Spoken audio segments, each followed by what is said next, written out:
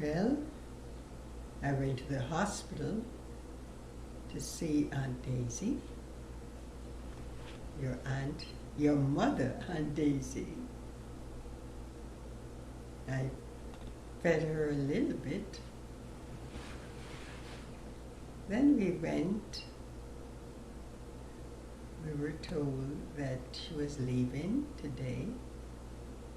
We made sure she ate a little bit. And then we went to see her in the nursing home. So Auntie, you're visiting us here in Texas. So where did you stay when you were visiting here in Texas? I have been staying at Dara's these past few days. I came in on Sunday.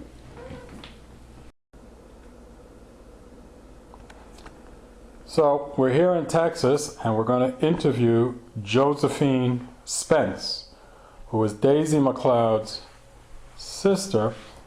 But Josephine, how do you get the name Doris? I was named Josephine McLeod, Josephine Adeline McLeod. And I went by the name Josephine until I was 3 years old. My father told me that one day I said, I don't want to be called Josephine. I want to be called Doris. I have no idea why and where did I get and they had no idea where I got that name from. How old were you when that happened? 3 years old. However, years later when I returned to Jamaica, to America, I found out that the Hibberts knew a little girl by the name of Doris, and I got the name from her. Okay. Because I met her at the synagogue in Harlem years back. So, when were you born? I was born September 4th, 1928. And At Sloan Hospital, which is part of Columbia Presbyterian now. I always thought you were born in Jamaica. No, I was born in America. When did you go back to Jamaica? March 1934. And when you went to Jamaica, where did you live? Who did you live with? We lived with our grandparents in a place called Give Me Bit.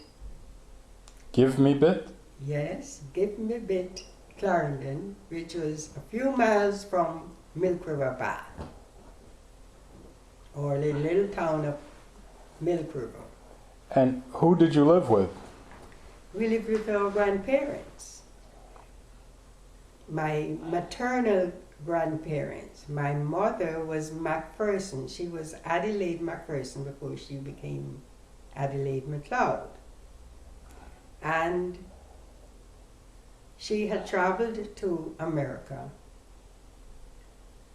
and met my father, who was from Chapelton and who had immigrated to New York. And what was he doing in New York? Well, he was a tailor. In Jamaica, he worked at the clerk of court's office in Chapelton. Mm-hmm. However, his parents had said that every child should learn a trade as well. His big brother, Thomas, became a carpenter, and he became a tailor. So that was Adelaide, which is your grandmother. So that was your grandfather. Adelaide was my mother. It was your mother. But when you were living in Jamaica, you lived with your grandparents. Yes, maternal grandparents. What was your maternal grandparents' mother's name? Ellen Macpherson. And your grandfather's name? What was his name? George Francis McGill McPherson. Big name. Yes. So when you lived with them, that was down by Milk River Bath? It was, yes, in Give Me a Bit near Milk River Bath. And what kind of a living environment? Was it a farm? Was it in town?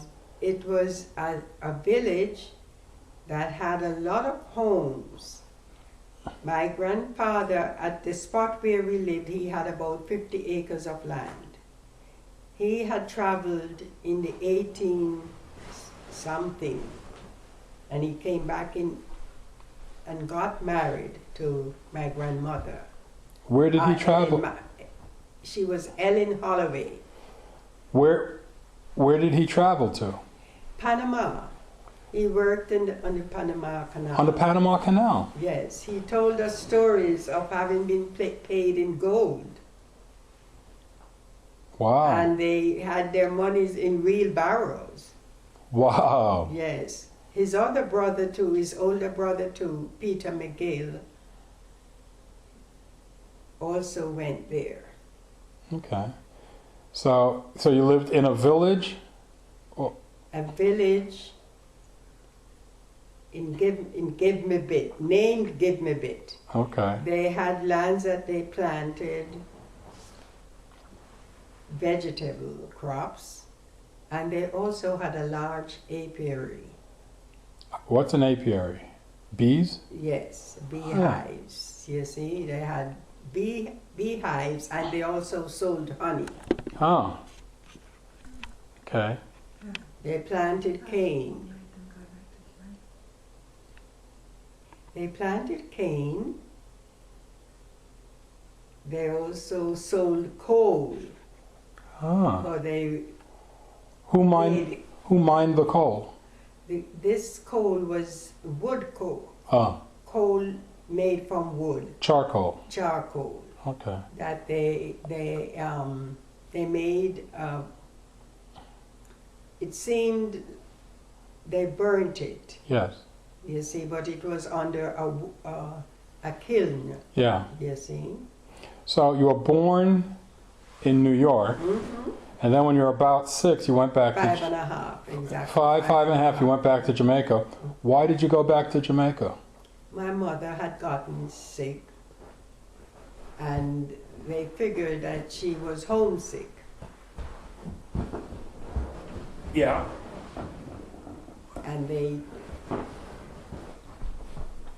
And we were both brought, Daisy and I, my young sister. She was born January 1st, 1930. And she was born in New York too. And in New York too. You know, I always thought both you and Mom were born in Jamaica. So this is a new revelation to me.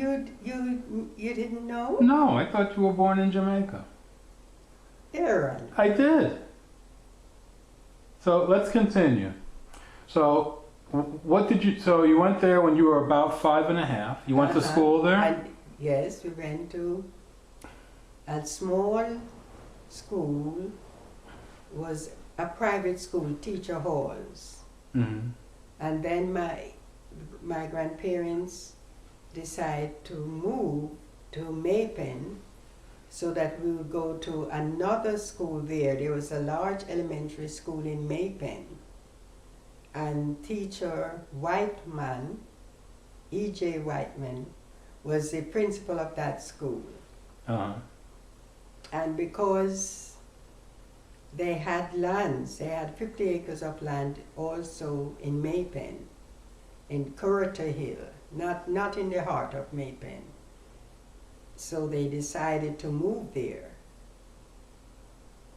Okay. And so that we could go to school. You see, to travel to school at Milk River was 3 miles from Give Me a Bit.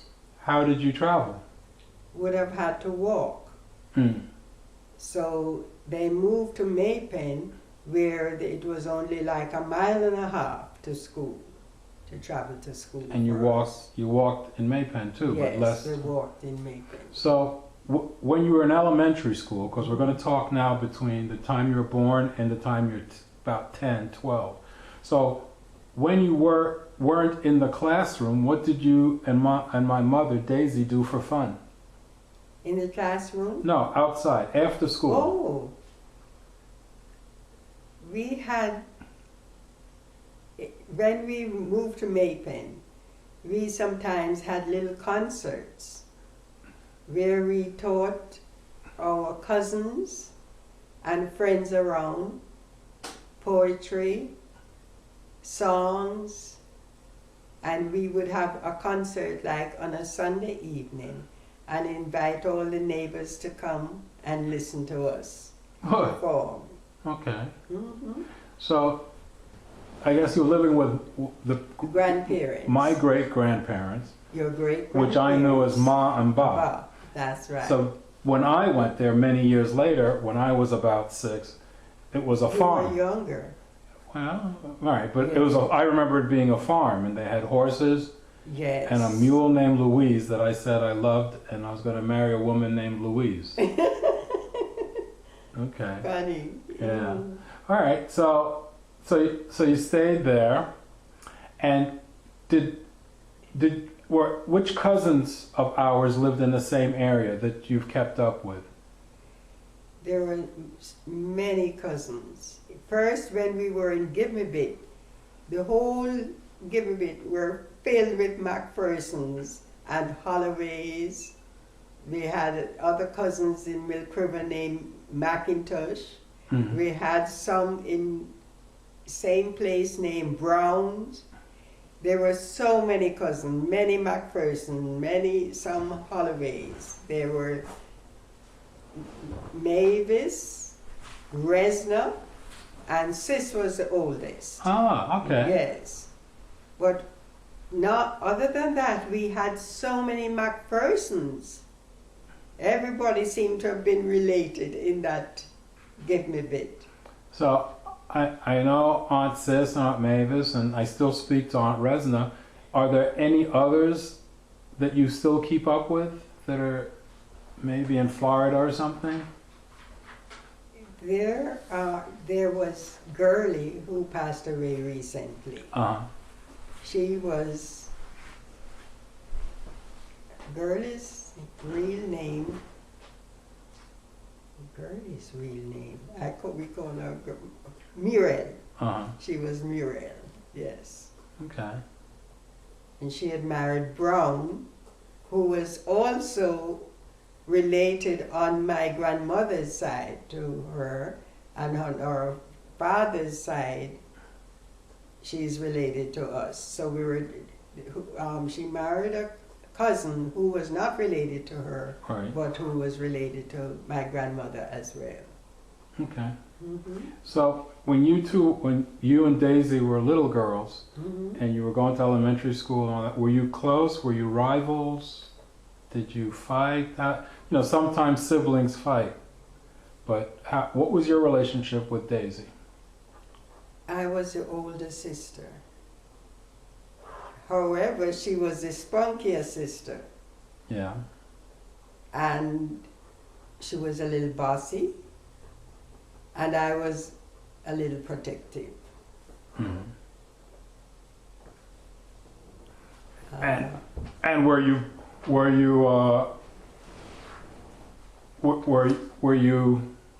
good students?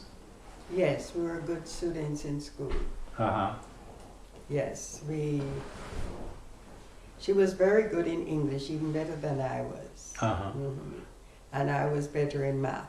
Right. Well, and arithmetic. Yeah, you had mm-hmm. as I've known you as my aunt. I know you've always had a scientific background, so I figured you were better in math and sciences. Mm-hmm. So tell me about some of the relatives the older relatives, the Ma and Ba's contemporary that you might have seen while in Maypen. Like, there was Aunt Sarah, who was Ba's sister. She was Sarah McPherson. Hmm. There were relatives. Let me go back to Give Me a Bit a little. Okay. Ma's elder sister was Aunt Esther. was a tall, stately woman. And she also was like a village doctor. She was like a midwife. And if people were sick, they would sometimes go to her for remedies. Once I was sick with malaria fever, and I was sent there, and she took good care of me. She was, as I said, she was also like a village midwife.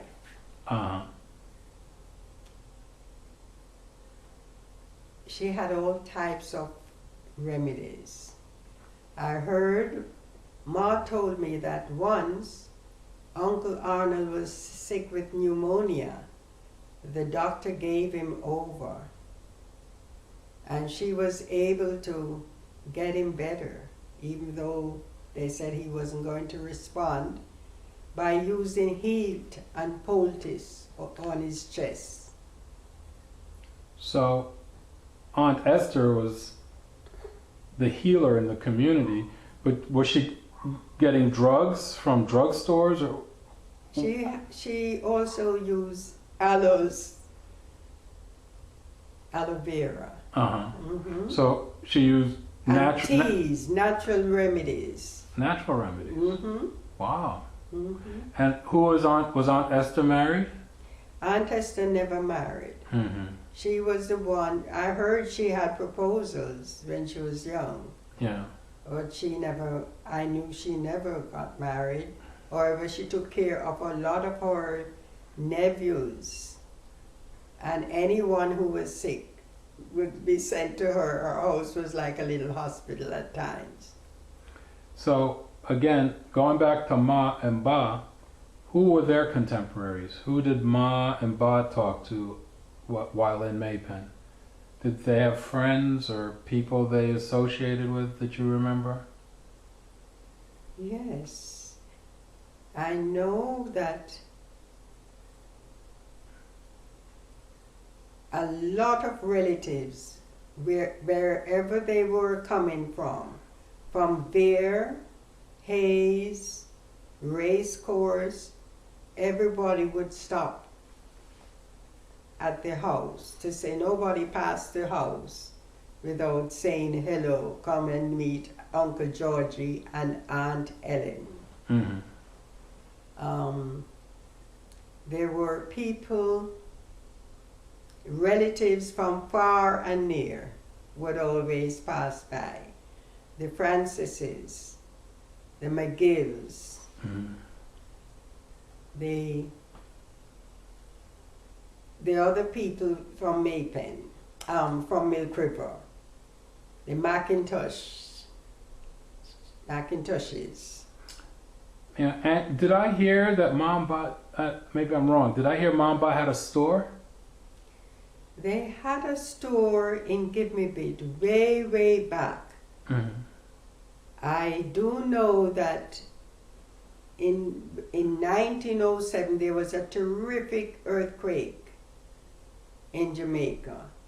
And all the bottles and cans and goods fell down from the shelves. But they kept that store for many, many years.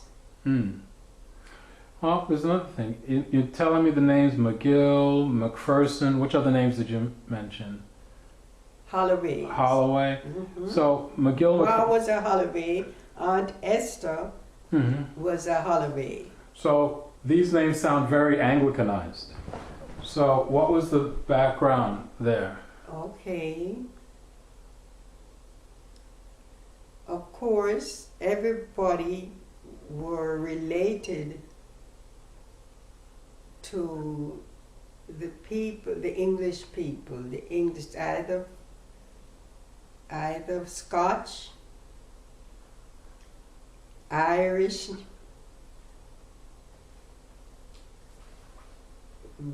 I don't know, there were Welsh too. There were many nationalities that made up, and of course, we were all descendants of slaves who had been living in Jamaica. So descendants of slaves who took the master's the master's last name. Yes, yes. Okay. And so let's think about that.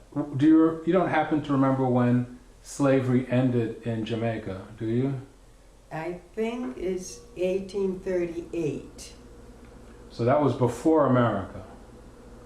Yes. America was 1860 or 1865. Yes. So let's see, let's figure that out. So you went back to Jamaica to live with your grandparents in 1934. 34. Oh, so great-grandma would not have been a slave. No, Okay. neither was great-grandpa. Right. Ba was born May 1863. And I know I'm jumping ahead here, but when was Papa, your father, born? He was born, I think, in 1897. Okay. July 1897. Okay. Well, we can edit this out, but I just want you to see, you're kind of putting the story together now, right? Yes. How long do you think you've been speaking? Just 5 minutes. 20 minutes. What? Yeah. Yes. Yeah. So you see, we can easily do 6 or 7 hours because all the time we're talking, you're only up to about 8 years old, and you have another 70 years to go or something. Whoa. Okay. Yes. How long does that last? 3. We'll run out of juice first. Okay, so now you're in Maypen. You're doing concerts. I finally found out how you know Aunt Resna and Aunt Mavis and Aunt Sis and everybody. Yes, because they too lived in Give Me Bit. Right.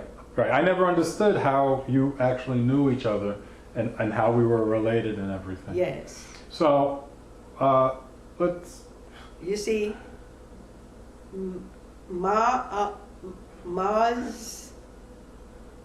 Mavis's father, Mavis Resna and Sis, was Ma's brother, Uncle Willie Holloway. Oh, okay.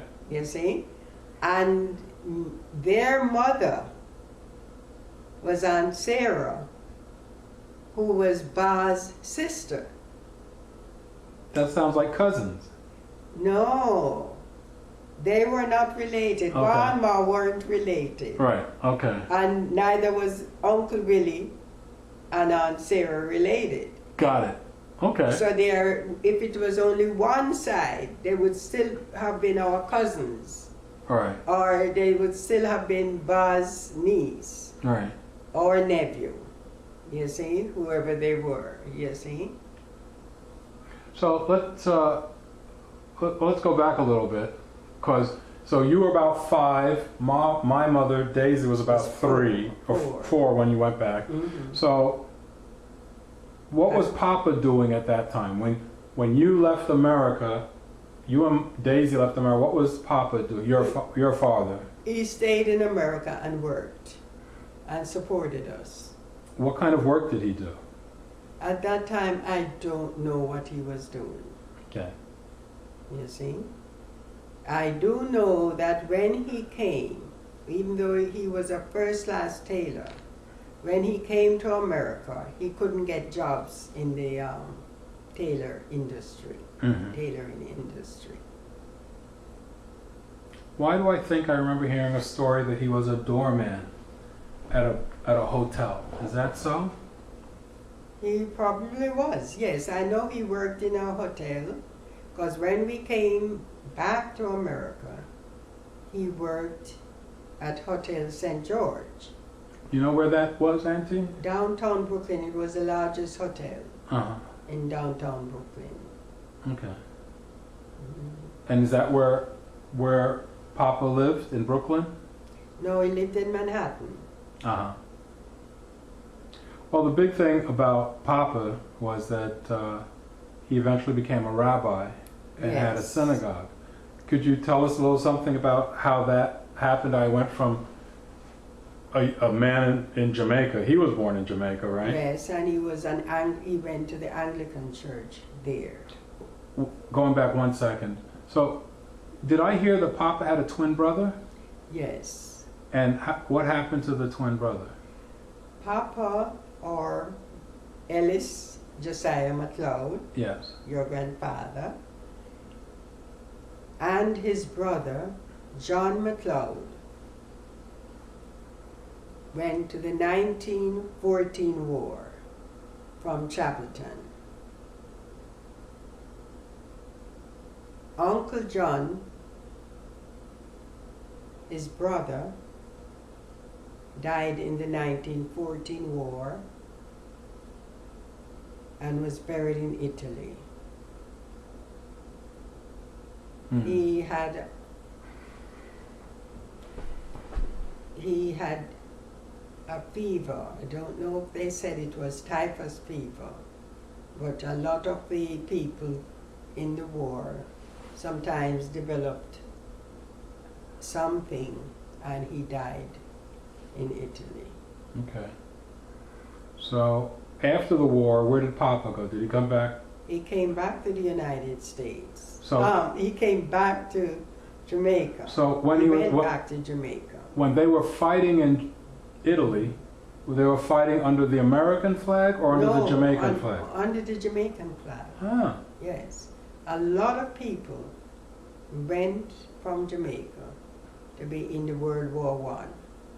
I didn't know that. Yes, oh yes. Do you know what Ellis and John's duties were? Were they infantrymen or? I think they both were infantrymen. Wow. Huh. Well, for your grandkids, let's go back a little bit to Jamaica. So you were living in Give Me Bit, and you were living in Maypen when you were a little girl with my mother. Describe the houses. What kind of a house did you live in? They were frame homes. Okay. With zinc top roofs. They were simple bungalows with concrete veranda and wooden floors. Mm-hmm. And did they have kitchens? They had kitchens that were not attached to the house. They were behind the house. Okay. And how did you get water? Was there running water or anything in There that? was no running water when we moved there first. Mm-hmm. You see? Now, when we went to Give Me Bit, there was no running water there either. However, after George McPherson, my grandfather, had come back from Panama and bought lands, he also had a well dug. Mm-hmm. So they got water from the underground well that he had dug. And they would have to go and get the buckets of water and also save it right by the house, outside in big drums. Right. By the house. So you didn't have toilets in the house either, did you? We didn't, in those days we had wooden toilets built behind the house, and they were called pit latrines. What we call here in America outhouse. Yes, Okay. yes. And I guess all the food you ate just came from the farm. You just catch a chicken and slaughter it, right? Mm-hmm. When I was a kid, I remember great-grandma just chopping the head off the chicken, and then the chicken would run without his head for a while. Yeah. Yeah.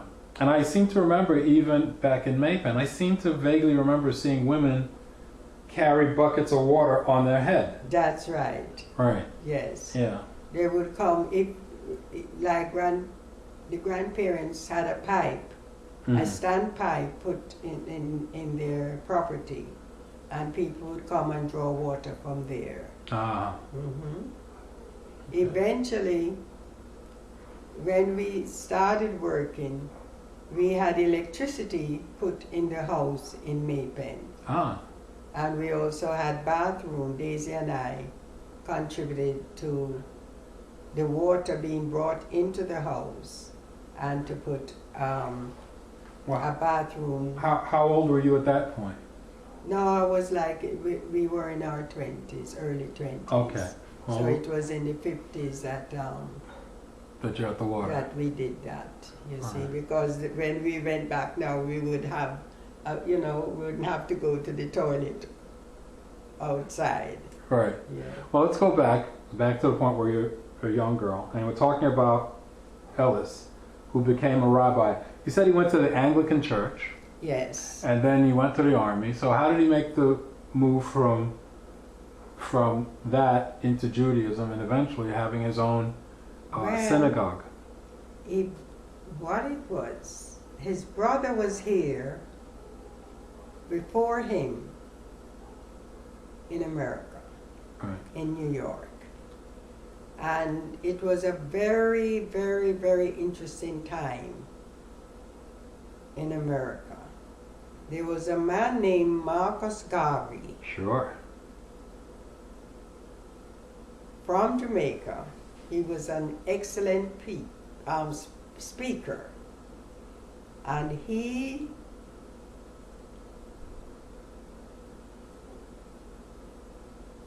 studied history. And he was,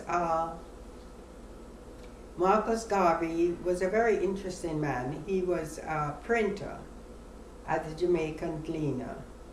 And there seemed to have been a strike there. And he traveled to different places in South America. He traveled to other islands, and he saw the condition of people, of black people. And because of the politics in the strike, he realized that education was our only hope. And after going to other islands and other countries in South America, he decided to come to America and to speak to people about education and about what he had noticed in all the other countries that he had gone to.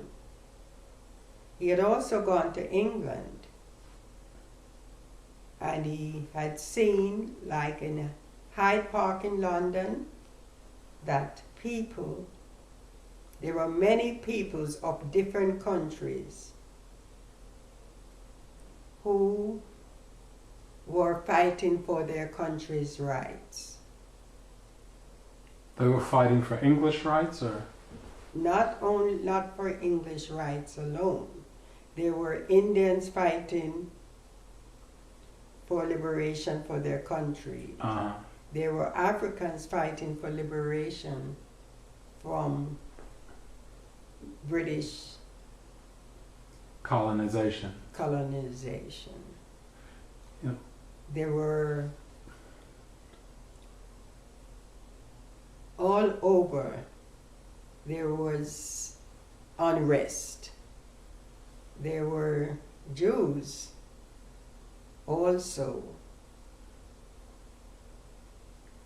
wanting to go back To Palestine. to Palestine. And this is way before World War II. Before Hitler. There were people from all countries, because Hyde Park was a place where people would go to speak. There was the Irish fighting for deliverance from British oppression. Okay, so we were talking about how Papa came through. So there was Marcus Garvey, and my generation, our immediate reaction to Marcus Garvey was the whole back to Africa thing. And he said, yes, back to Africa. Which was much later. It was later, but it was it was developed during many of the people, like Nkrumah and so forth. Their parents listened to what Garvey said. Got it. Yes. You see, a lot of countries, when they started the United Negro Improvement Association, Yeah. were influenced.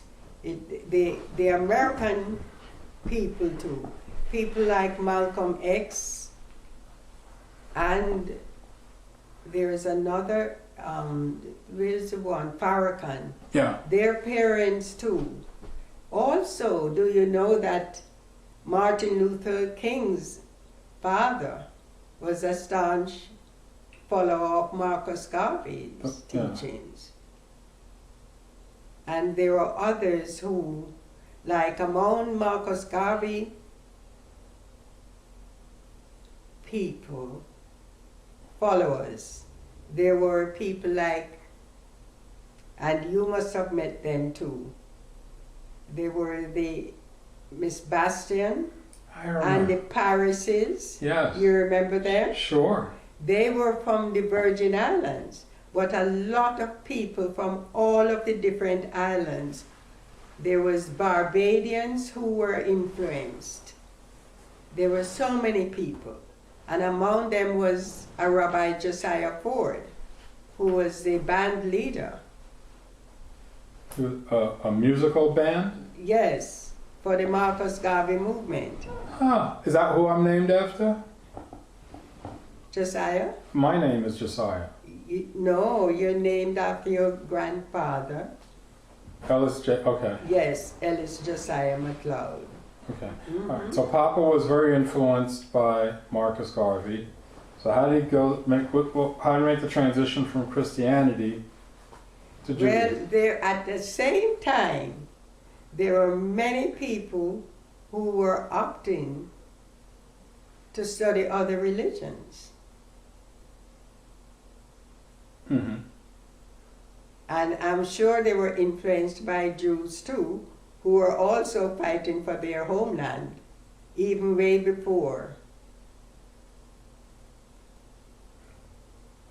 Hitler came into.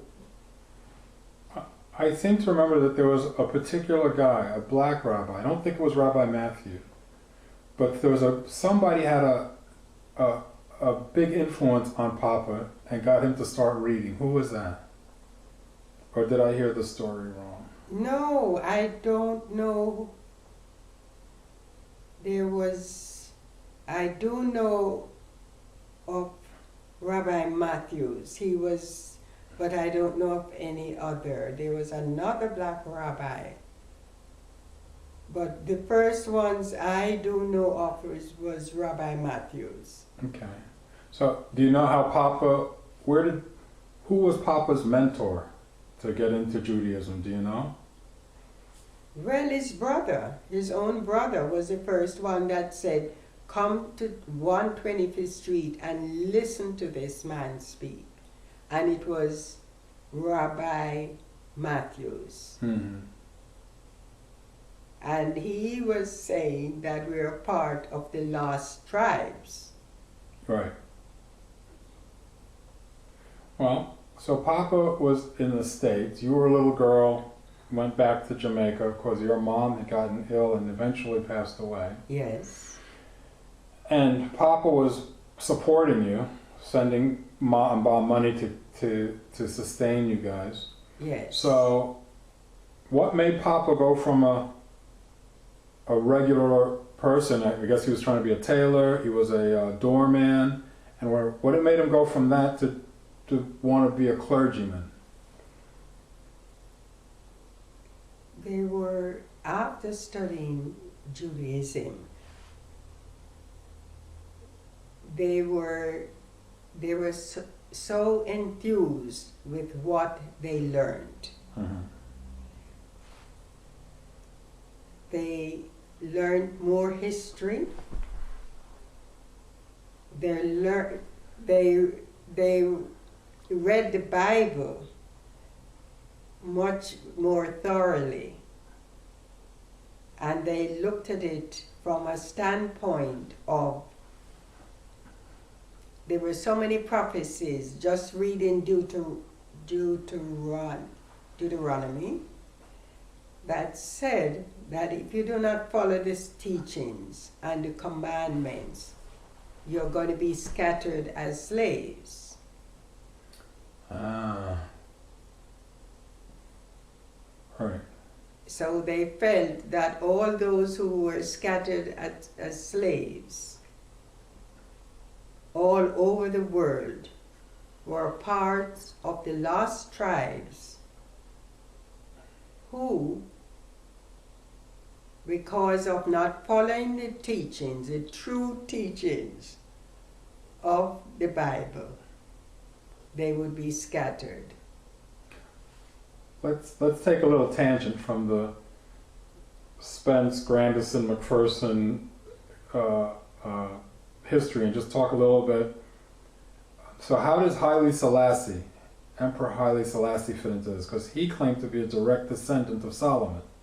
Yes, there were many people too who came from the Virgin Islands who even immigrated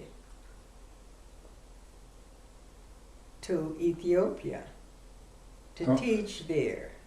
And they were there in 1936 and before. However, when Mussolini invaded Ethiopia, Mussolini was in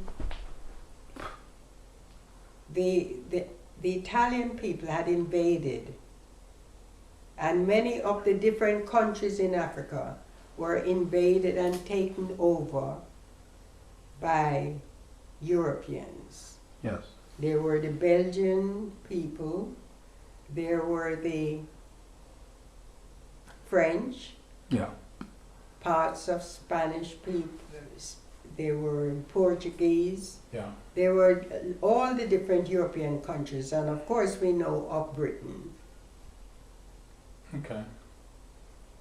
Well, all right. Let's get back to our family. Enough of world history. Yes. This is about okay. this is about us. Okay. So you and Ma are going to school. You had Yes. you had a good life. You had We had a friends. very good life. Very natural. It wasn't like you were buying food in the supermarket every day. No. Everything was grown hmm and eaten right there on the farm. Fresh. We didn't even have refrigerators in those days. Hmm. The first refrigerator, I sent it that my grandparents had in 1950 when I worked first. I got it at one of the stores, Friendly Frost.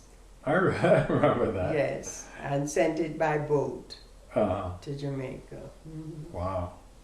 All right. Let's still talk about what was going on with our family and the world in when you were about 10 years old.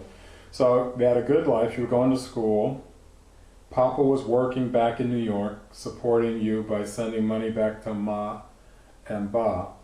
Can you tell me something about Papa? Did you hear about what did he do as a young man? In Jamaica, Yeah, where did he go to school? he went to elementary school in Chapelton. Hmm. After that, and they seem to have got a very good education because he did not go away for high school. Hmm. But his English was very good. He wrote very well, and he also worked in the clerk of court's office. The what? The court's office. Uh-huh. Yes, he was a clerk in the court, and he wrote down names, and I don't know what else he did, but he did get a good job there, and at the same time he studied to be a tailor in the evenings. Did I hear that Papa was musically inclined? Oh yes. His uncle, he grew up, when my grandmother, who is your great-great-grandmother, when she had the two boys, she had Ellis and John. John, she was our eldest brother was a police sergeant and lived in Savlamar. It seemed like the Grant family, who my grandmother was a Grant, you see? She was Grace Ann Grant. The Grant family seemed to have been very musical. And they played, I know she played something called the concertina. They also had an old organ in the house. I noticed, from what I hear, all the relatives could play some type of instrument. And it seemed that the brother who was the sergeant in the police force, I think his name was Henry Grant, I'm not sure now, but I will look that up to verify. He lived in Savlamar. Now these people were all Anglicans. They went to the Anglican church, St. Paul's in Chapelton. They were also on the choir, because they were musical. And they sang very well. It seemed that my father grew up with him and his wife and daughter in Savlamar, where he was a police sergeant. And what was the police sergeant's name again?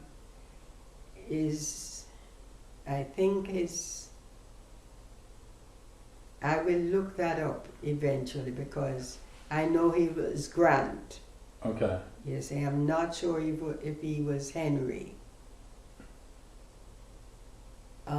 He was a choir.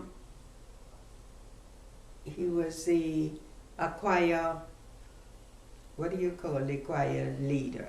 Conductor, or? You see? Yes. He could solfa. He could look at any music. They could read music. And he taught Papa to also solfa, read the music, just look at the notes and sound for the choir. So he was a very famous choir leader. This is and so Papa knew to take up any music and look at it and sing the notes. And while you were a little girl, you and Ma, what was your religious upbringing? When Ma then moved, when they lived they were also Anglicans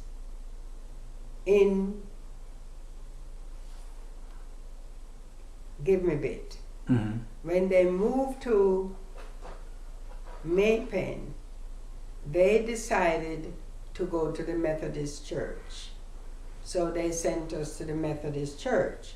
However, our father had sent prayers. Papa had sent prayers with us. And we used to say those prayers. And what were those? And we were told, and they told the parents not to give us certain foods. So we grew up not eating pork and shelled food. Got it. Well, did people in Maypen eat a lot of shellfish? Some people ate lobster. I guess so. How far is Maypen from the ocean? Maypen people had fish. Everybody eats fish. Yeah, I guess, Jamaica's not that big. You're not more than 20, 30 miles from the ocean at any point, right? Okay. Oh, no, Jamaica is like 144 miles in length. And it in is width? largest point, and the width about 50 miles. That is largest width. Yes. All right. So 50 miles isn't a big thing.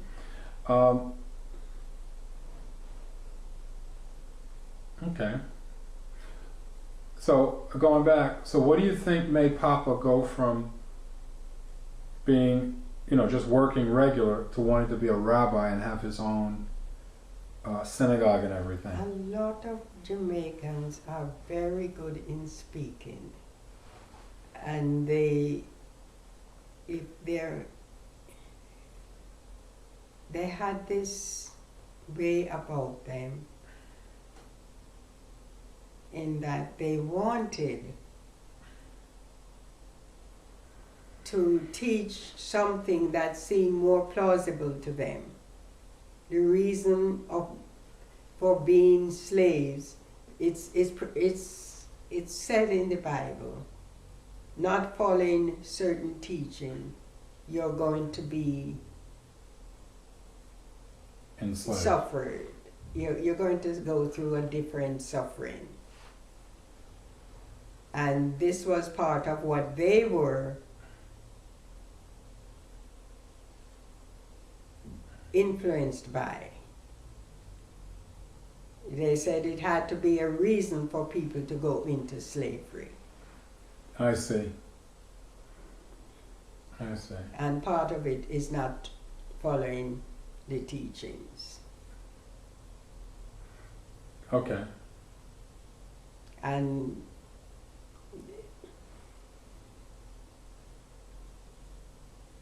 from what Abram said, and from what all the different people said,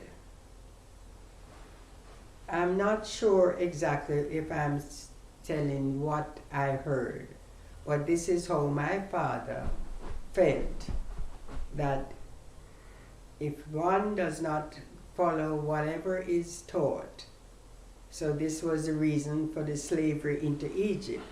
Mhm. And from eventual liberation from Egypt. Okay. All right, let's see if we go a little bit further. So now, let's go, you're more than 10 years old, maybe you're early teenager. Mm-hmm. So at what age in Jamaica did you get out of elementary school? Well, you could stay in elementary school until you're 15. Okay. Daisy, well, I had taken an exam, they called the first, you had first year, second year and third year. So I'd taken the first year, and I'm not sure if I took the second year. But there was a school that opened in Chapelton, and we heard about it and told, and my father had heard, and he decided that we would go to a high school in Chapelton, and it was going to be like a boarding school.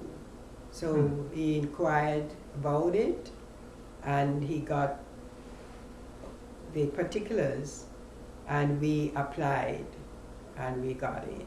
So both of us went in 1943. Daisy was 13 and I was 14 years. So you got and 4 months. Both of you got in early. Yes. So my mom must have been pretty smart. Yes, yes, yes, she was smart. Okay.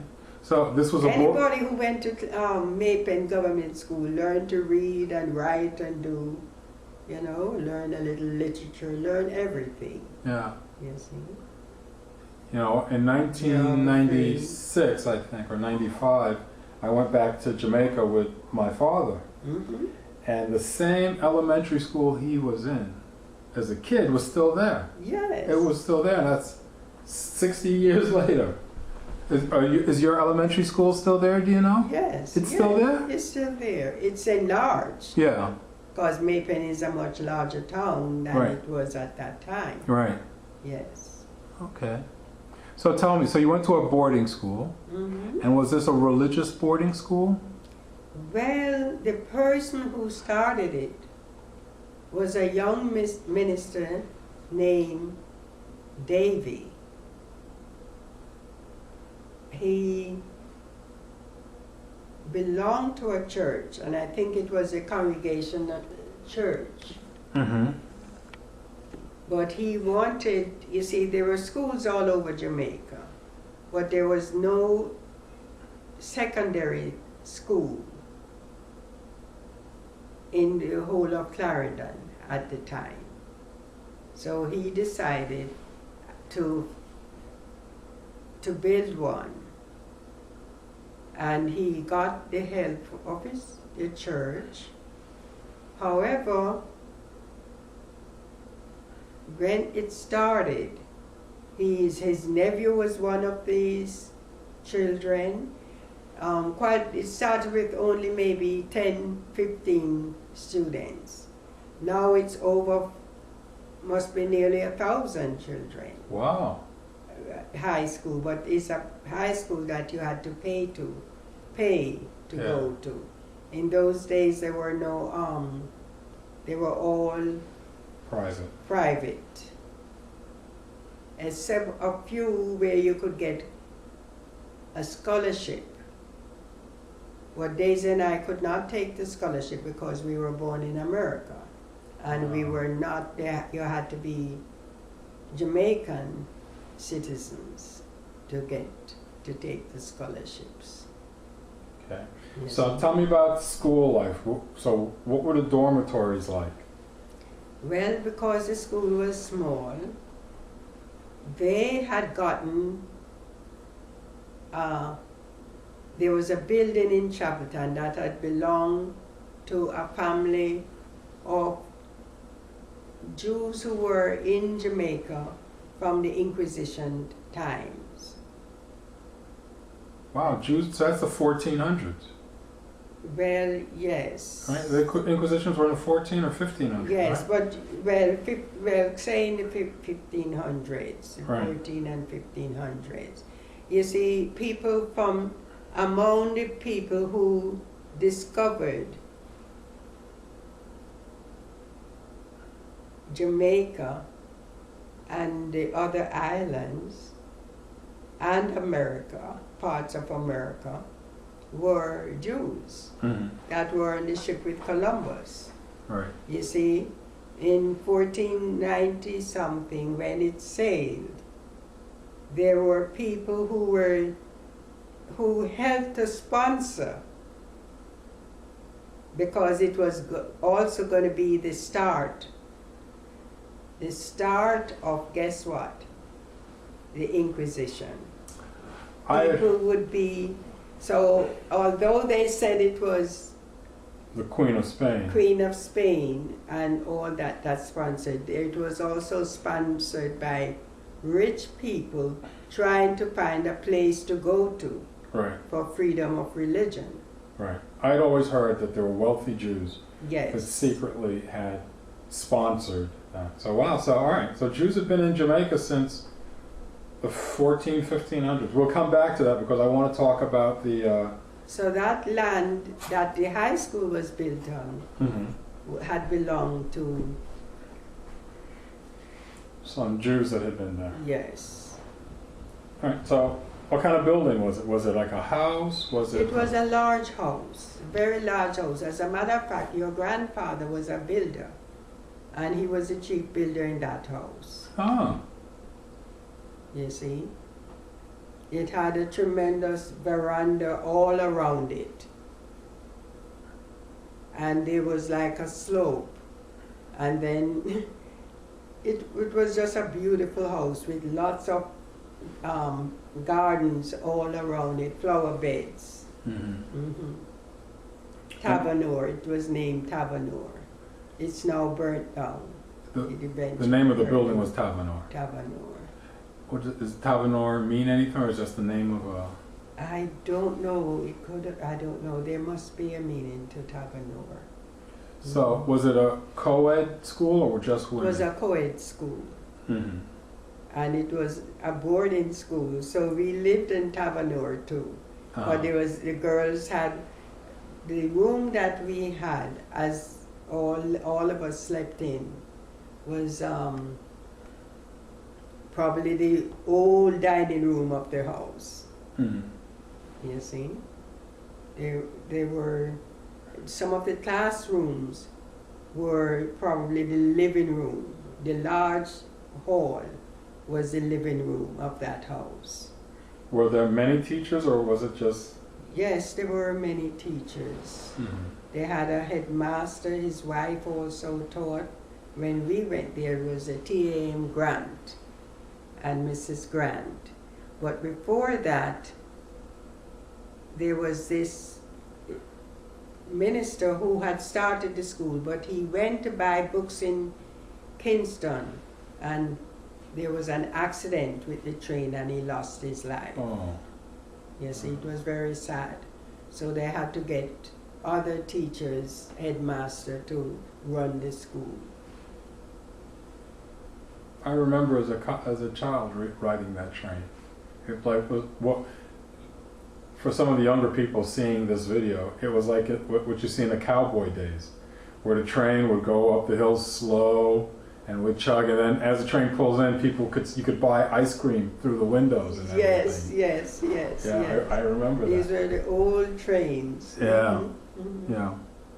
So you went to school there, and how long? So you got in there when you were 14, or? 14. And we had to take exams, and these exams were sent to England. They were Cambridge exams in those days. We got books that were Cambridge books, the University of Cambridge books. Okay. So, did you major in any specific subject, or? Well, we had the various subjects that most schools have. We didn't have chemistry there, but we had biology, we had math, geometry, trigonometry. We had lots of English literature, Shakespeare and all that, lots of books. Okay. The teachers were really well informed, and they were very strict.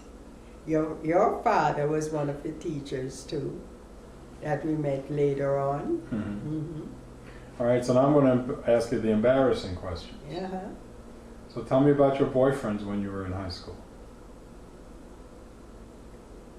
I didn't have any boyfriend, but there were fellas that wanted to speak to me, but I was very strict.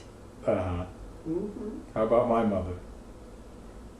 She had boyfriends that talked to her. She was always joking. She was always laughing. And she had more,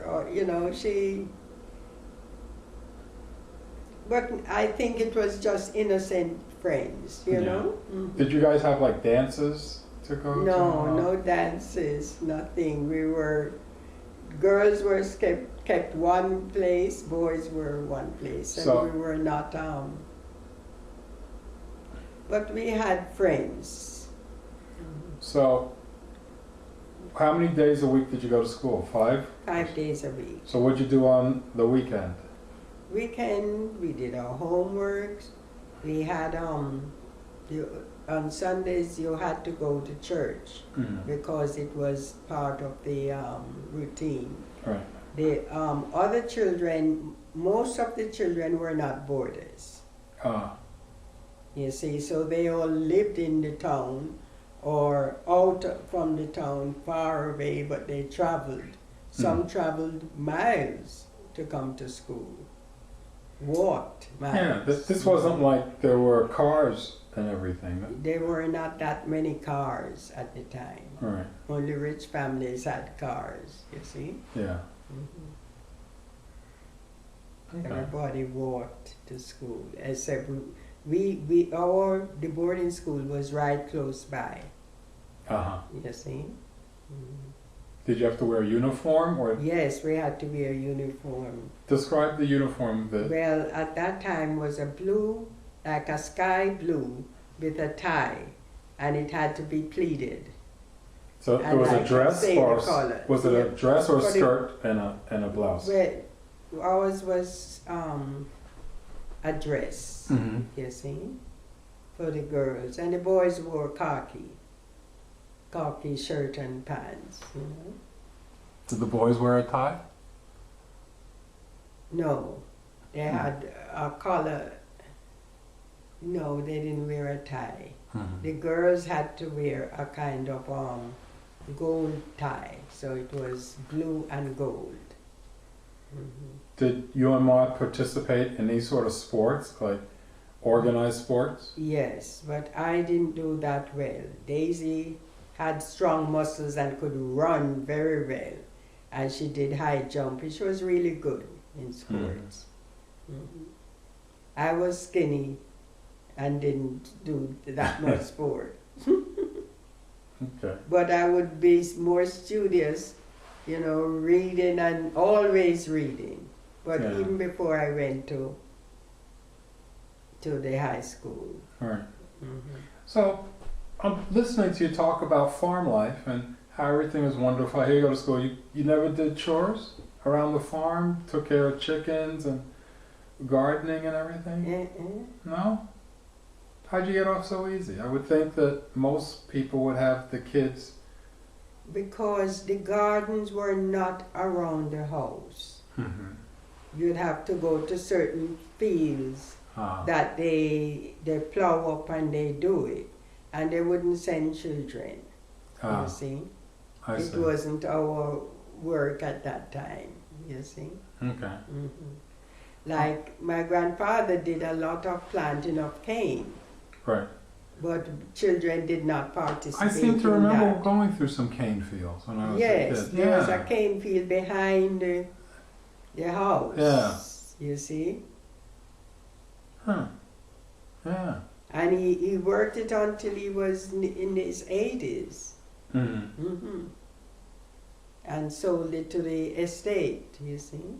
Well, no, what do you mean sold it to the estate? He sold the cane that was reaped. To the estate?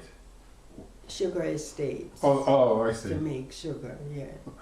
Like a consortium.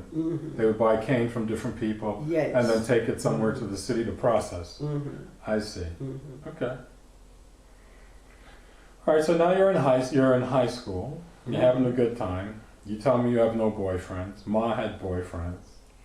You know, just innocent boyfriends. People talk Yeah. and so forth, but we never dated. Yeah. You weren't allowed to date in those days, at Right. 13, 14, you know, 15, you see. And how long did you stay at that school? I stayed, let me see, we were there, Daisy was there from January 1943, 44, 45, 46. And she left to come to America in January 1947. So she was there 43, 44, 45, 46, December, and then January. So she was there 4 years. And I stayed another until 48. I came to America in 48. What did you do the extra year? Did you stay in school? I stayed in school in order to take my higher school certificate. So I had junior, senior, and higher school certificate. So let me go back Daisy went junior and senior and then came to America. Okay. But let's go back. You said that my father, George, was one of your teachers. Yes. So that was he's much older than my mother? Yes. Maybe only because he was a young teacher then. So maybe he wasn't that much older. Well, Ma entered the school at 13. He had to be He was 20. over 20. Yes, he was in his... But he wasn't there until maybe 2 years after we went there. Okay. You see? He didn't come until 2 years after. Okay. Well, is there did any of your relatives go to that school? Yes, but I think after we left, some of the younger relatives went to the school. There were some cousins, Uncle Tom's children, 2 boys, Alfonso and William went, but that was after we had left, you know. And how was Uncle Tom related to us? Uncle Tom was your my uncle. Papa's brother. And he was the one who introduced Papa to Judaism. Because he used to follow, and he brought books of Hebrew, and he came back to live in Jamaica. Mm-hmm. He went back to live in Jamaica. Wait, I'm a little confused. Papa Ellis had a brother named John. Yes. He also had a brother named Tom? Tom.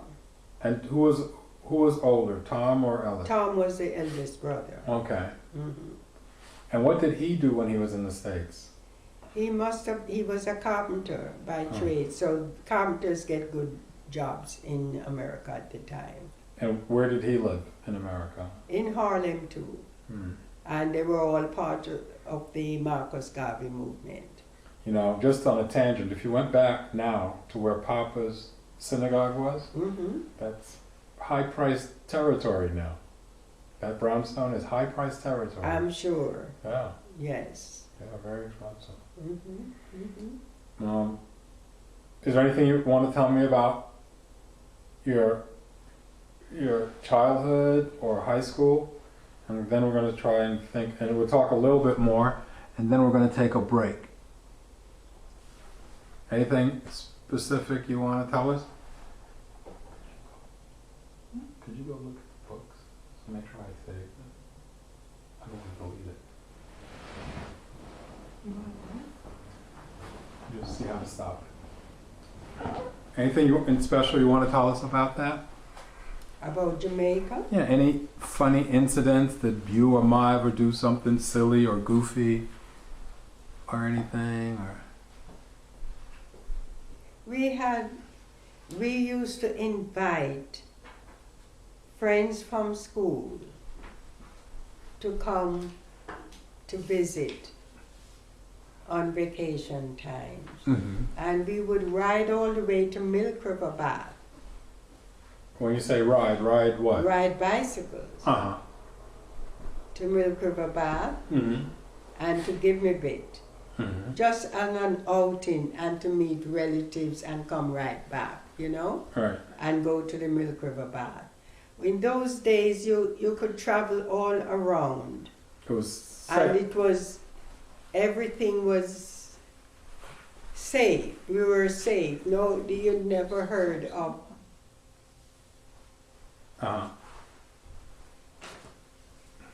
So young girls, it was okay for them to go ride 15, 20 miles. Yes, yes. It's a We different could world. ride and stop at different relatives' homes and nothing, everything was very safe. You never heard of danger. Yeah. We were not afraid. It's so different now.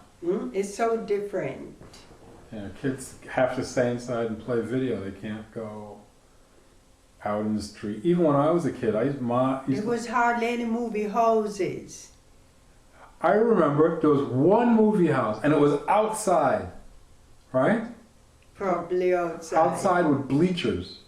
Yes. Yeah, it wasn't like comfortable chairs like you have here. Yes, yes. There was one in Maypen, Yeah. and that one was indoors. Okay. You see? Because if it rained, at least, you know. But maybe they had another one that was outside. Yeah. Yes. Okay. Well, we're going to take a little break here, and we'll get a little refreshment. And then you want to go some more, or you want to call it a night? What time it is? You know, I never told Dara that. Ooh, let me stop the recording. It's 8:30. You've been speaking for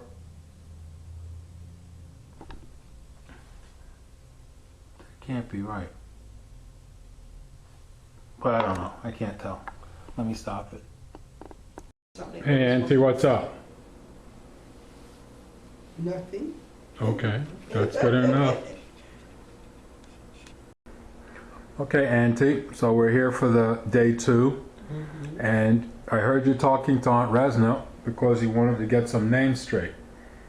What names did you want to get straight? But that name is not the name, she says. She says she doesn't think it's right, and I don't think it's right either. Okay. But we do have some Tullys in the family. You were looking for Ma's mother's name. Yeah, before All right, she we'll got get to it another. married to Holloway. Mm-hmm. We'll get to it another Mhm. time. Also, today you were talking to Doreen and Rose.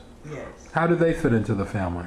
Well, Doreen is Aunt Olga's daughter, one of Aunt Olga's daughters. And Aunt Olga was the last daughter of Ma and Ba. You see? You remember Aunt Olga? Yeah. She was the 12th child. Mm-hmm. Actually, the 13th child for Ba, and the 12th child for Ma. Okay, so where's the one other child?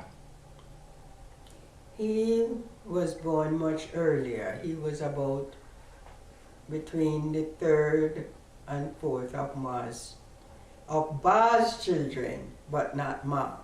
Oh, so Ba had was with another woman previous to Ma. Well, the woman was living with them and helping. And they had one, and she had one son. But Ma brought him up, Uh-huh. you see. And he was the one that lived to about 98 or 99. Uh-huh. And he was the one that looked most like Ba, except that he was tall and had a great sense of humor, like the grandfather. And who was that? That was Ernest McPherson. And that's Gurley, who is Muriel Brown, who married named Muriel Brown. That is His mother? his father, her father. Who was Ernest's mother? She lived with Ma and Ba and helped. Right. She was a young woman that lived there, and Ma and Ba married early. Ma was only 19 when she got married. Do you don't remember that woman's name, the helper? No, but I do know. I'm sure I can find out. Okay, we have Because to. she married somebody else and moved away. Okay. And her Uncle Ernest grew up with Ba and Ma Okay. as their own child. Auntie, let me stop here for a minute. I just want to check something. Just stop. All right. So when we finished, not earlier today, but a couple of days ago, you were talking about you and Ma and my mother, Daisy, were in that high school in, was it what town was it in? The high school where you went to? The private school? It was Clarendon College in Chapel. At Clarendon College. So what was the were you aware of the politics of the day in Jamaica? How was it? We were not totally aware. We do know that there was the Jamaica Labour Party and there was the People's National Party. They were headed by two first cousins. And one was Alexander Bustamante, Yeah. and the other was, I think he was Manley, not Michael Manley, the father, Michael Manley's father. So he was, oh boy, I used to know his name very well. Okay. He had gone to study in England and became a barrister up at law and came back to Jamaica and started the People's National Party. Nowadays, if you're outside of the tourist areas in Jamaica, it's pretty rough. Was it rough back then? No. Jamaica was such a beautiful, where crime was concerned, there was practically non-existent in 1934 when I went. And we lived in Gimabit for about 2 years before our grandfather moved to Maypen. And he had like 50 acres of land stretching from the river, the Rear Minnow, down to the road near Hazard. And it was just quiet, peaceful. There were hardly lights on the road. Yeah. People lived. They didn't even lock doors in Jamaica. Yeah. And they didn't have. Many people did not have doors with keys. They had latches. Right. That were wooden latches over the doors, even if they were well off. Nobody thought about robbery, being robbed or anything. Well, right. So after you, my mom went to New York early. Yes, just earlier than me, a year earlier. She lived with Papa or grandfather. Yes, she lived with grandfather. Your mother went up in just January 1947. And there was a terrific storm that year that she went. Snowstorm. And for days people were, because she wrote to me about that, you know. Yeah. And they were living in Brooklyn or in Harlem? In Harlem. They lived at 2099 8th Avenue. 2099 8th Avenue. I gotta look up that building. It was between 113th and 114th on 8th Avenue. It wasn't the best section of town, but it wasn't the worst. Still, there was no robbery there in Harlem too. Yeah. Right downstairs, I remember there was a man that was, it probably was an old Jewish neighborhood, because there was a butcher who sold meat, still there, but he only sold beef and chicken and so forth. But the sign, you could see that it was an ancient, it was in Hebrew, saying it was a kosher market. Well, did Ma... But he refused to move. Did Ma ever tell you what it was like in Harlem in the 40s? In 47? Yeah. No, she didn't have to tell me too much about it, because I was coming up soon, so I came up the next year. What did Ma do for that one? For that year until you came, what did she do? Well, Papa took her to get, of all places, because she was an American citizen, even though she was not, wasn't schooled there. He took her to the office of the immigration office for a job. And she got a temporary job there. And she worked for 6 months or 7, until September, when she went to college in the South. Right. She went to a black college. It was St. Augustine's College in Raleigh, North Carolina. Right. And she worked at the immigration office. She went and they interviewed her and took her, because they asked her if she could speak Spanish and question people, because there were many Spanish people coming, and if she could Did my mother speak Spanish? She learned Spanish so she could ask questions in Spanish. Yeah, I never knew that. Yes, yes. So then you came up a year later, and what did you do? Well, at that time, Daisy had gone to college and come home. She had gone from September until June. And she came home and she had looked for a job. College people now always walk up and down the streets of New York and go to different factories or wherever they could find jobs and get a job. So Mary Perry, her good friend, knew somebody from the South who was a supervisor at U.S. Pencil Company. Yeah. And they got a job, and they also got a job for me. I was paid $24 a week. Uh-huh. And what did you do with that kingly sum?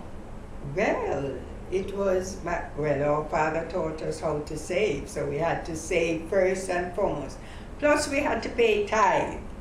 Uh-huh. We had to put a tenth of our thing, but the taxes were not that much on $24. Right. You see? But first thing we had to pay tithe And to the synagogue. Was that Rabbi Matthew synagogue? No, it was our father and Rabbi Wilkins. Rabbi Wilkins. Who later changed his name to Rabbi. Oh, I can't remember it now. But I will look it up and tell you. You know? Mm-hmm. All right. So you guys worked in the pencil factory. But that was just like a summer job, right? It was a summer job, and we worked there for nearly 3 months, you know, when I came back in July. Uh-huh. So I worked on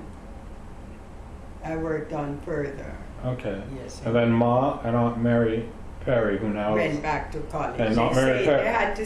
They had to save their money so that when they go to college again, the school fees could be paid plus what her father and their parents put together. Right, and Aunt Mary Perry and my mother stayed friends over the years. So. Oh, they're still friends to this day. Right. Yes. Yeah. Mm-hmm. So what was your impression of New York City back in 1947? Oh, well, one day they took me on the subway. Mm-hmm. And when I got on the subway, it was crowded. And I wouldn't go, and they say, come on. And I said, but it's too many people. I cannot get on. And the two of them had to come on and say, girl, you're foolish. You have to push your way in. It was so funny to me. So the next train, because I would make them late, and I did. Yeah. So the next train came, I had to learn to push my way into the train. I thought I would wait for a train that was not so crowded, right. But it was just as crowded. Yeah. So what did you guys go to movies or anything like that? We went to various movies. Mm-hmm. Many of our friends are contemporary friends from Clarendon College or people in Jamaica that we knew had not yet arrived. Okay. But we had cousins, Aunt Katie's children. We met them. Uh-huh. Where did they live? They lived in Harlem too. Uh-huh. They lived near Madison Avenue and 122nd Street. You see, to me, Harlem was, it was houses built on top of houses. You see, you know how the apartment buildings are. And my father really, in order to save money and to educate us in Jamaica, he lived in an apartment that he shared with 2 sisters who were American citizens, but were Jamaicans who belonged to the same synagogue with him. Mm-hmm. And one was Mother McPherson, and her sister was Mrs. Bailey. Can't remember her name. But these were all members of they and their family were members of the synagogue. But you see, all of these people were, guess what? They were staunch members and followers of Marcus Garvey, right, who was a black nationalist, right, that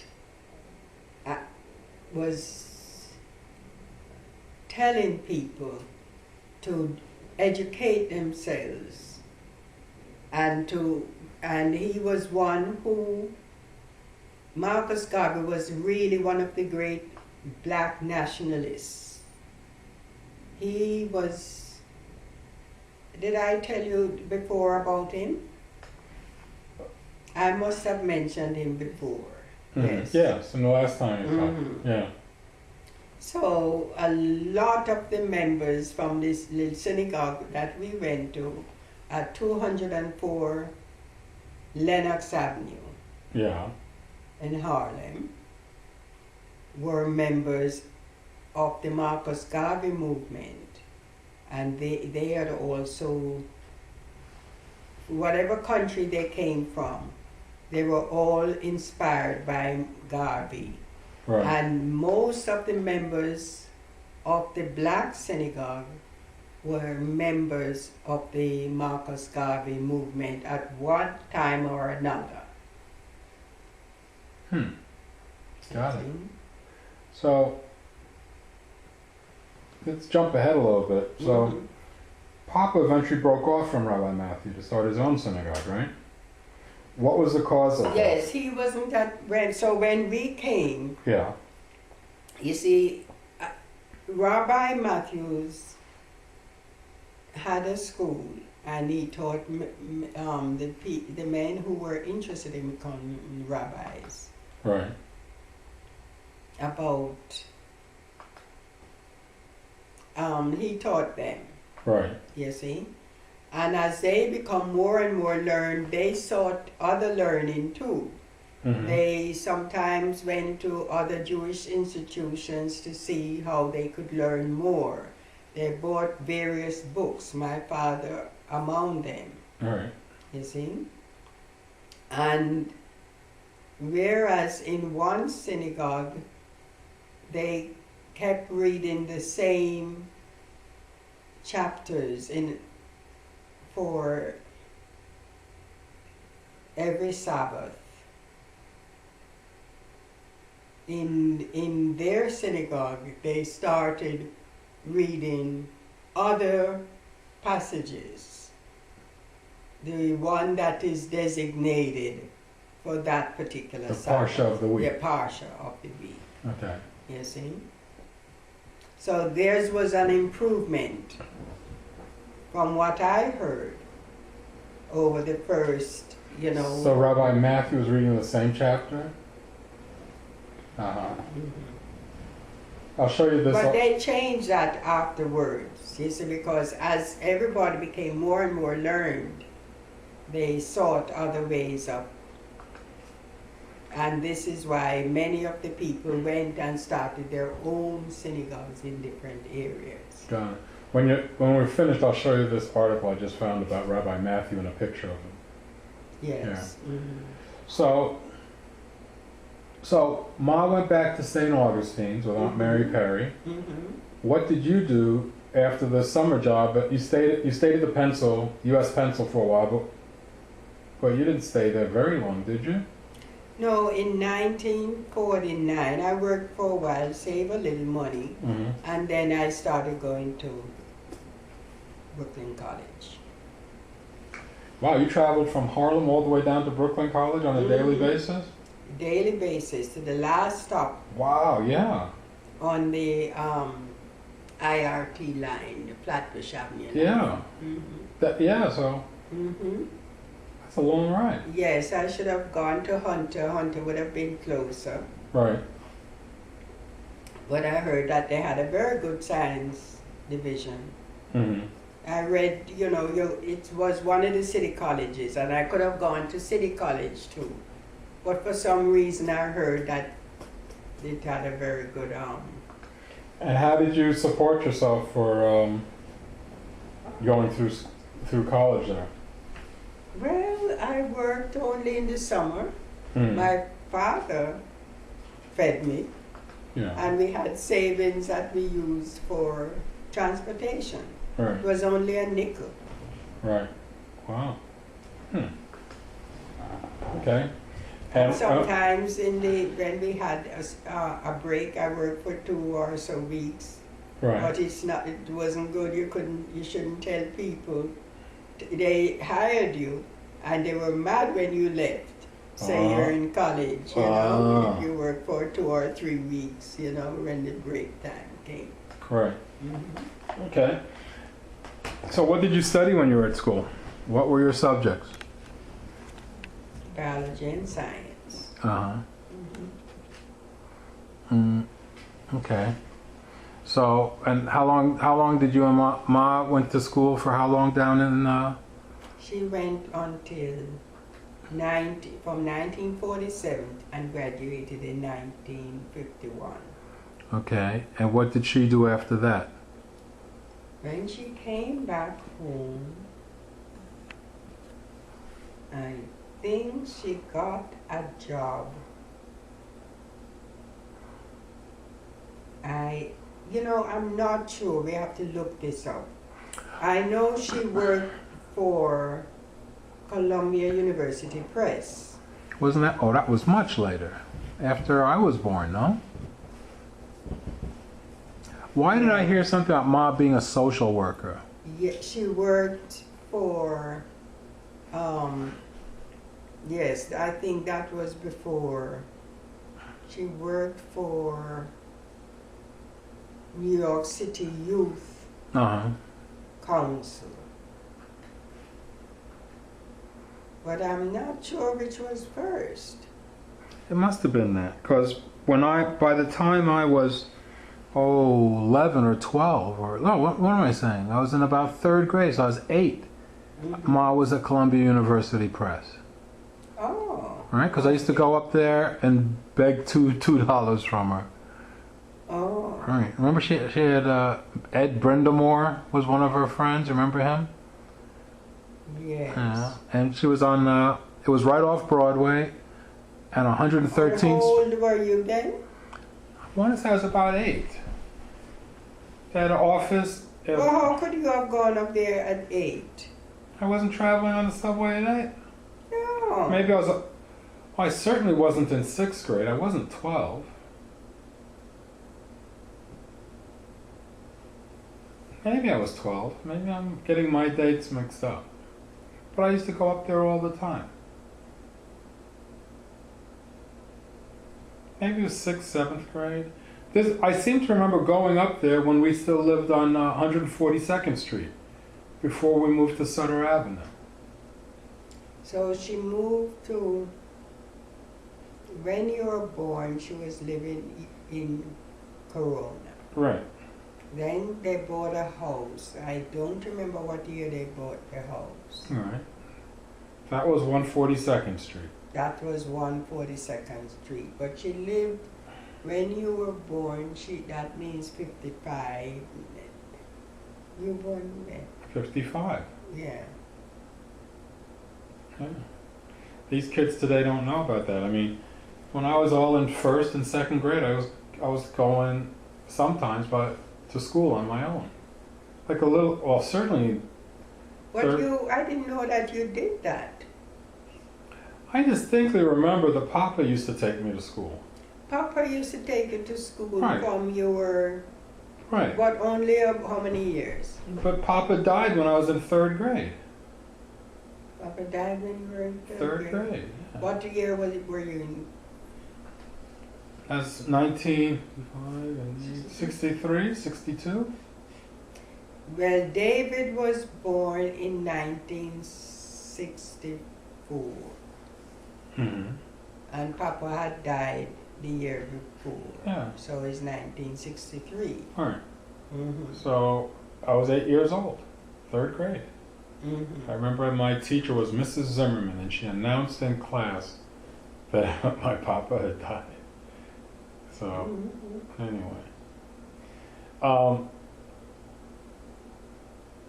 Okay, so what did you do when you came out of college? After you got your degree, what was your first work? My first work was, while I was in college, a young miss of Barbadian descent said to me, Josephine, it's hard to get jobs. So you better, and most people go in for something for teaching and take a teacher's get a degree to do teaching, and you're doing biology and it's hard to get in the laboratories or so forth, take a civil service exam. Don't care what you do, always take a civil service exam. So I took an civil service exam. Mm-hmm. I passed it, and I got a job at Downstate Medical College. Uh-huh. This was in 1952. Okay. Downstate Medical College was originally Long Island College of Medicine. Now the state was taking it over.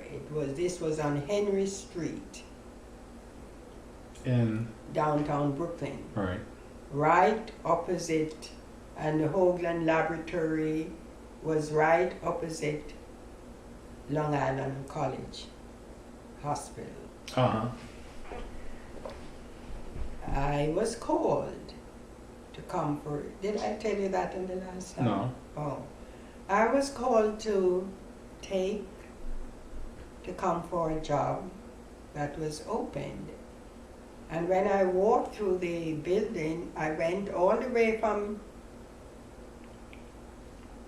our house, my father's house, parents' house, in Queens. We lived at 11436, 147th Street. Mm-hmm. I took a bus, I took the train, I remember. and went, you wouldn't remember because you from weren't Papa. born. No, but it was the same house I knew Papa and Bertie. Yes. I remember you had to walk to the bus, Mhm. and then the bus would take you to like the E train on Sutphin or something, right? Yes, yes. Yeah, I remember. Mhm. But go ahead. Yes, okay. And I went, and I was so glad to go. And as I walked in, the person who had called me, Miss Elizabeth Elizabeth what? Dunn, Dunn. Uh-huh. said to me, "Are you Josephine McLeod?" I said, "Yes."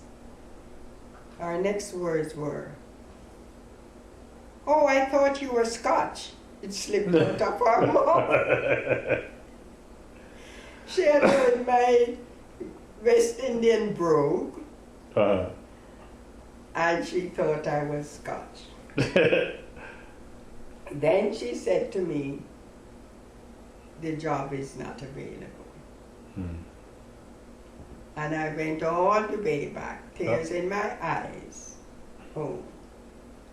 However, the next day I was called that I must come down and sign up. You see, it happened to have been a state job now. Mm-hmm. And she had worked there for umpteens of years. And Because she was about to retire.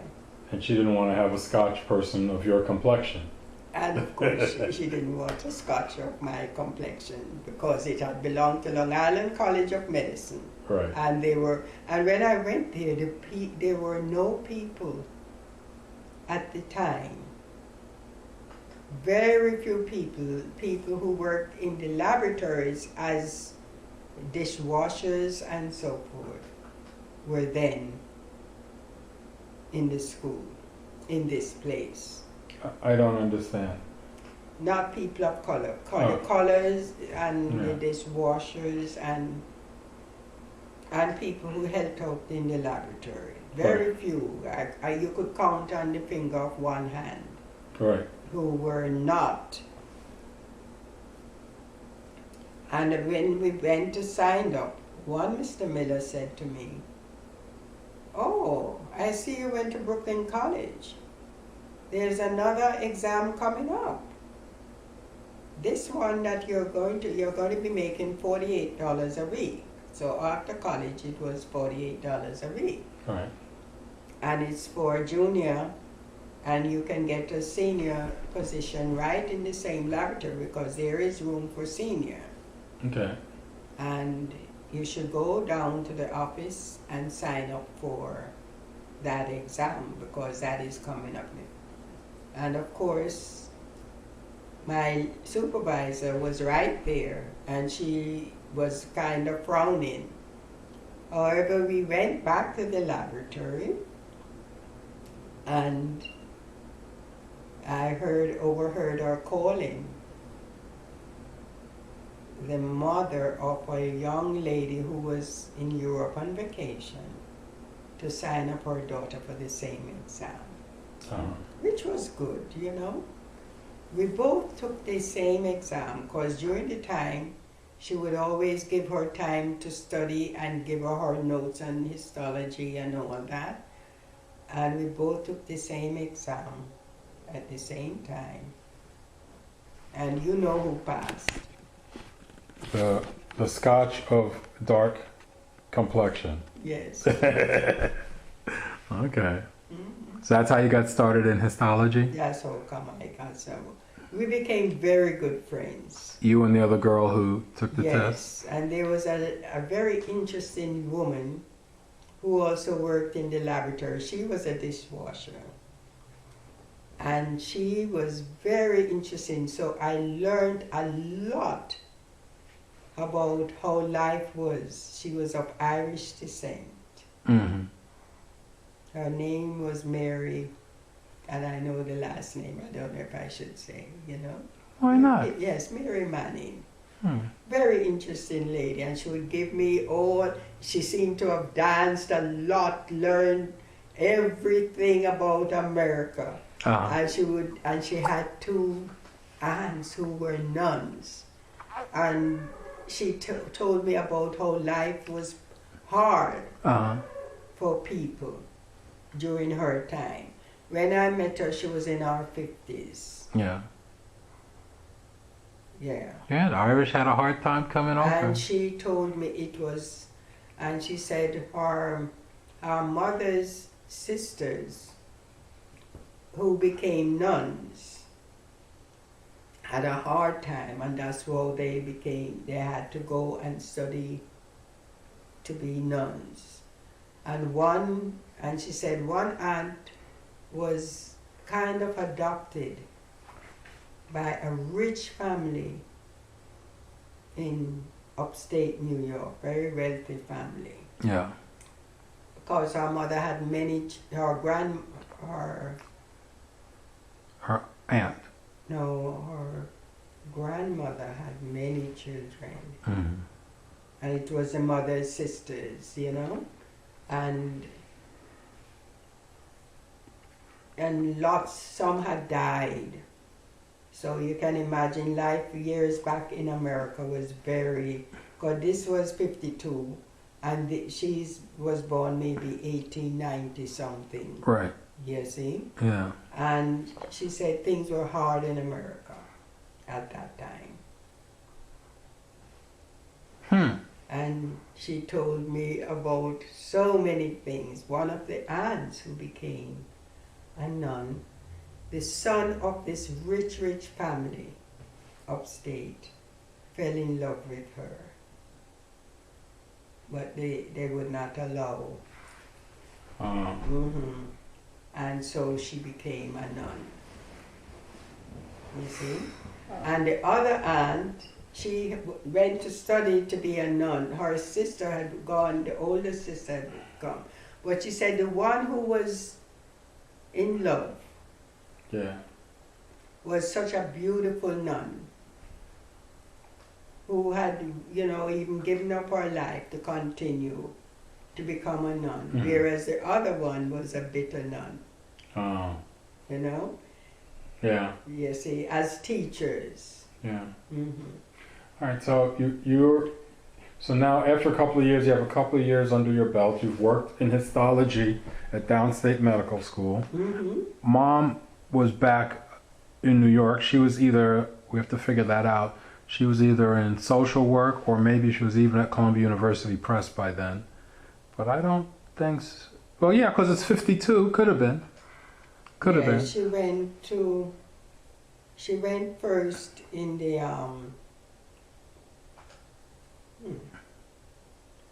when did she? I thought she went to Columbia University Press first, but I think No. No, because she worked at Columbia University Press and then went to work at law firms. That's correct. afterwards. Yes. Yeah, that's correct. Mm-hmm. So I think it was social work? Social work. Social work? Yes. And then Columbia And University. also a secretary as well. For who? For the same, she didn't do the social work. The people who did the social work. Mm-hmm. She was really a secretary for the city.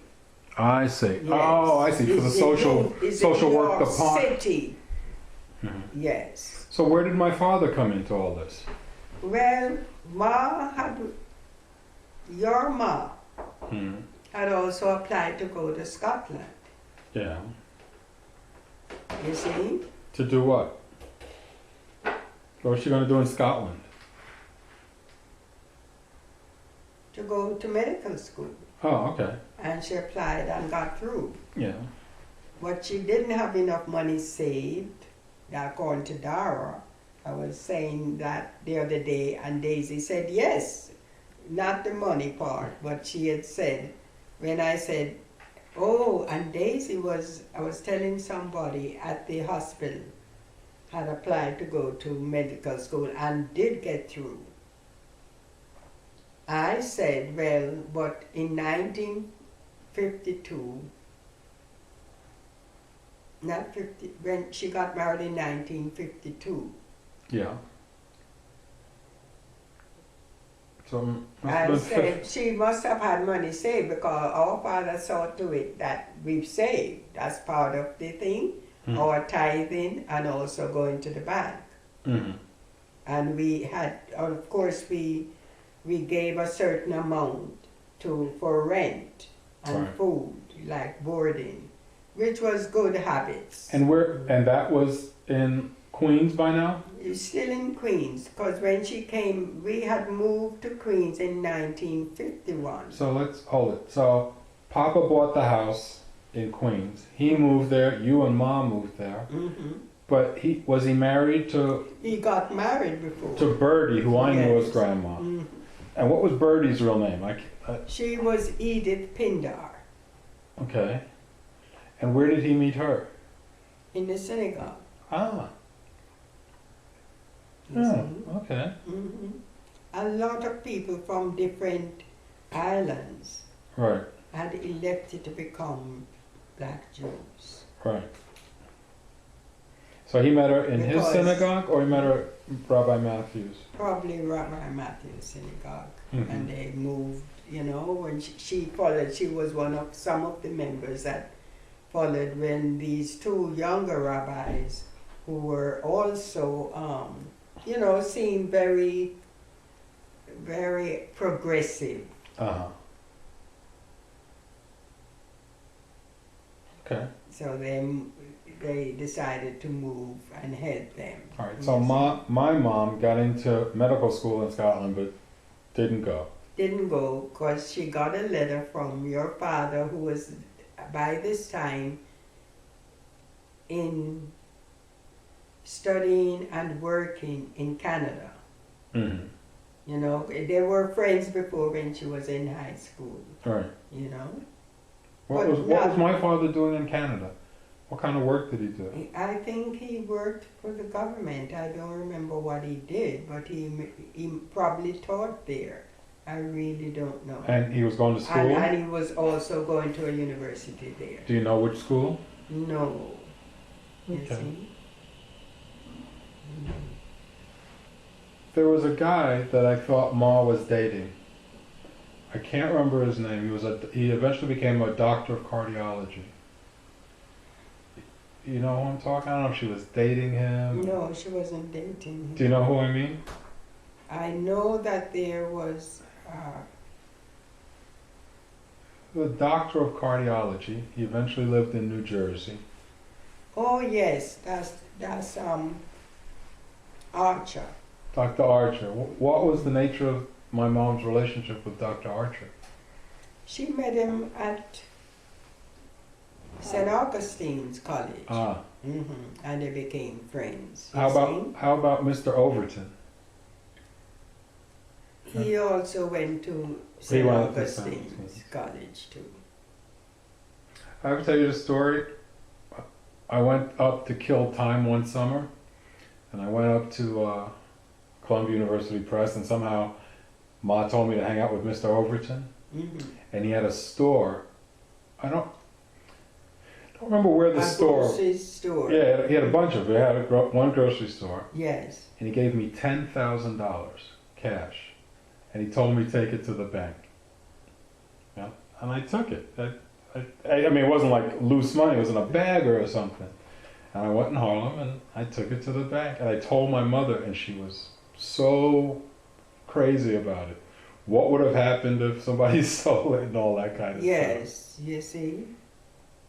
He was a But very... he knew that nobody would know that a child would have $10,000 back then, sure. Yeah. Yeah, that'd be the last... I never knew that. Yeah, yeah. Mom went nuts when she found out. All right, so 1952, my mother married my father. What did my father do when he came to the States?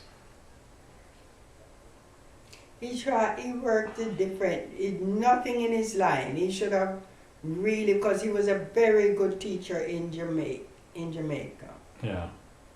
He taught biology, math, and other courses at Plano College, and he went to I don't know if it was JC or KC, Kingston College or Jamaican College, and he taught there too.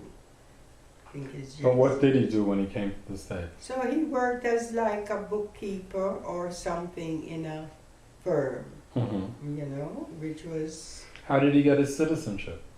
Was it because he married Mom? Yes, yeah. You don't get it that time, but once you marry, you become a resident, you see. As long as I knew my father, he worked for the post office. Yes. When did he start that? He worked for a few years as a bookkeeper, like in the garment industry or something. And then he took an exam and got a job in the post office. And he also became supervisor and had a very good position because of his education. Right. Well, and he kept that job because it was a civil services job with the no, federal government. he had it for over 30 years. Well over 30 years, right?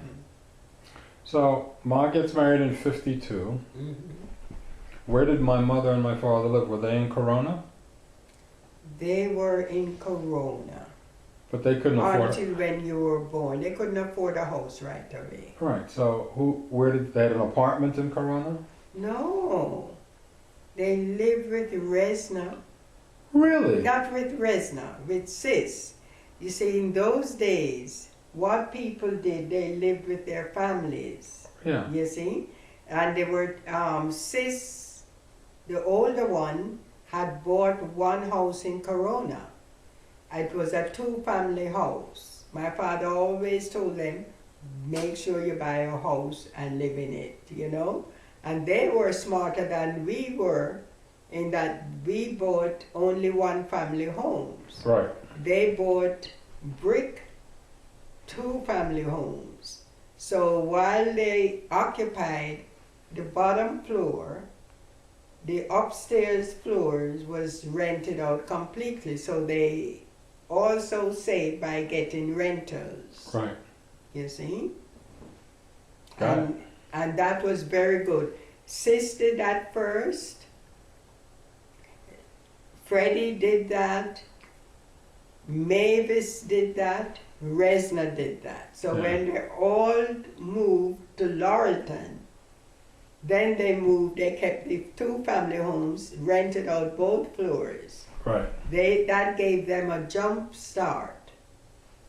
You see? We who bought only the first house as a one family, they were cheaper, yes. But in order to live, They also were renting to various relatives a one room, and they shared the kitchen Yeah. and the bathrooms. You Okay. see? All right. So my mom and dad got married. They lived with Aunt Sis. Eventually, they saved up and they moved to. What was And it? everybody who lived with Aunt Sis learned to save, and by all those bought two families except Daisy. Hmm. You see? Yeah. So then Mom went to 147th Street. What was the street? Do you remember the address where the first house they bought? It is 142-10. No. 142. 128-10, 142nd Street. Okay. I have to check that out. But That sounds right. Yes. That sounds right. I remember that house. I used to love numbers. Yeah. You see? Even used to remember the phone number of the first phone that was in my father had. Uh-huh. Monument 3 4847, something like Monument. No, 212. No, it wasn't. No, back then it was always letters. Yes. Olympia. Yes, Monument 3 something 4847. And now I can't remember it, Yeah, but come yes. back. Mhm. All right. So when my mom and father were married, and then they lived with Aunt Sis, then moved to 142nd Street. What were you doing? I was still working I worked for 4 years at the same place at Downstate Medical College. Right. I learned to do special stains. I learned to make up a special hematoxin, which I used to make up for years at every place that I went, except I increased the strength of it so that it would be stronger, I could use it, and it was a beautiful hematoxin. But later on, somebody made the same type of hematoxin, and some of the things that I learned to do, I should have been doing it and gone into business and sell it. Well, Yes. for those of us who aren't scientific, Mm-hmm. what is a hemotoxin? Hematoxin is a dye that came from the logwood tree in countries like Jamaica or Africa or other Caribbean. It was the dye that we used to use on our wooden floors in Jamaica. Mm-hmm. But it is sold in England, and it was sent, the trees were sent to England, and it became a nuclear stain. What does that mean, a nucleus then? Okay, every cell has a nucleus and cytoplasm. Yeah. And this is used to differentiate the nucleus from the cytoplasm. From the cytoplasm. Okay. And there's a dye named eosin, was the one that was used for the cytoplasmic stains. Mm-hmm. So We used to see, as kids, the trains in Jamaica carry these wooden logs, and if it rains, you would see the dye falling off. Oh. You know, the dye on the ground. Are those trees still in Jamaica? Yes, the logwood tree still grows in Jamaica. It's not as much, Yeah. but they used to send it to England and probably to Germany or to different places where these dyes were being made. Yeah. All right. So For pathology. So where were you living when my mother was in Corona with Aunt Sis and where were you living? 114-36, 147th Street. You lived with Papa and Birdie. Yes. Mm-hmm. Okay. So my parents got married. I guess I was born in 1955, 3 years later. Mm-hmm. What about you? When did you get married? I didn't get married until 1961. Okay. I was then 30 something years. Mm-hmm. I was engaged at another time too, but it didn't work out. Oh, Auntie, tell us the juicy part. Whoa. Oh, who are you engaged to? Hmm? Who are you engaged to? A fella named Auckland Dingwall. I got proposal, but I was funny too. I was too choosy. Mm-hmm. Mm-hmm. Mm-hmm. Okay. Mm-hmm. Whatever happened to Auckland? The guy He you went back to Jamaica. He came up broke from his heart and threw him out the country, huh? No, mm-mm. He was a wild one, I heard. So he got his comeuppance too. Okay. But you eventually married Uncle Reggie. Yeah. So I where? met him in Jamaica on a vacation. There was a time my father used to say, "Oh, you're going to Jamaica, going shopping." And any of us who went to Jamaica, he would say, "Oh, you're going shopping for a husband," you know. But he didn't. He just say shopping, you know. He didn't say for a husband. So how did you meet? What were the conditions? How did you meet Uncle Reggie? Well, a group of us went out to Jamaica, and then we went to Montego Bay. We knew some people who our cousins knew. They were the Golsons that used to work in and live in Spanish Town. Mm-hmm. And my cousins were the Baileys. Yeah. And the Golsons and the Baileys were very good, a very lovely family with many children. And among them were the Golsons' sons and daughters and the Baileys' sons and daughters. Right. So when we heard that Louis and his wife were living in Montego Bay, Louis Golson, Yeah.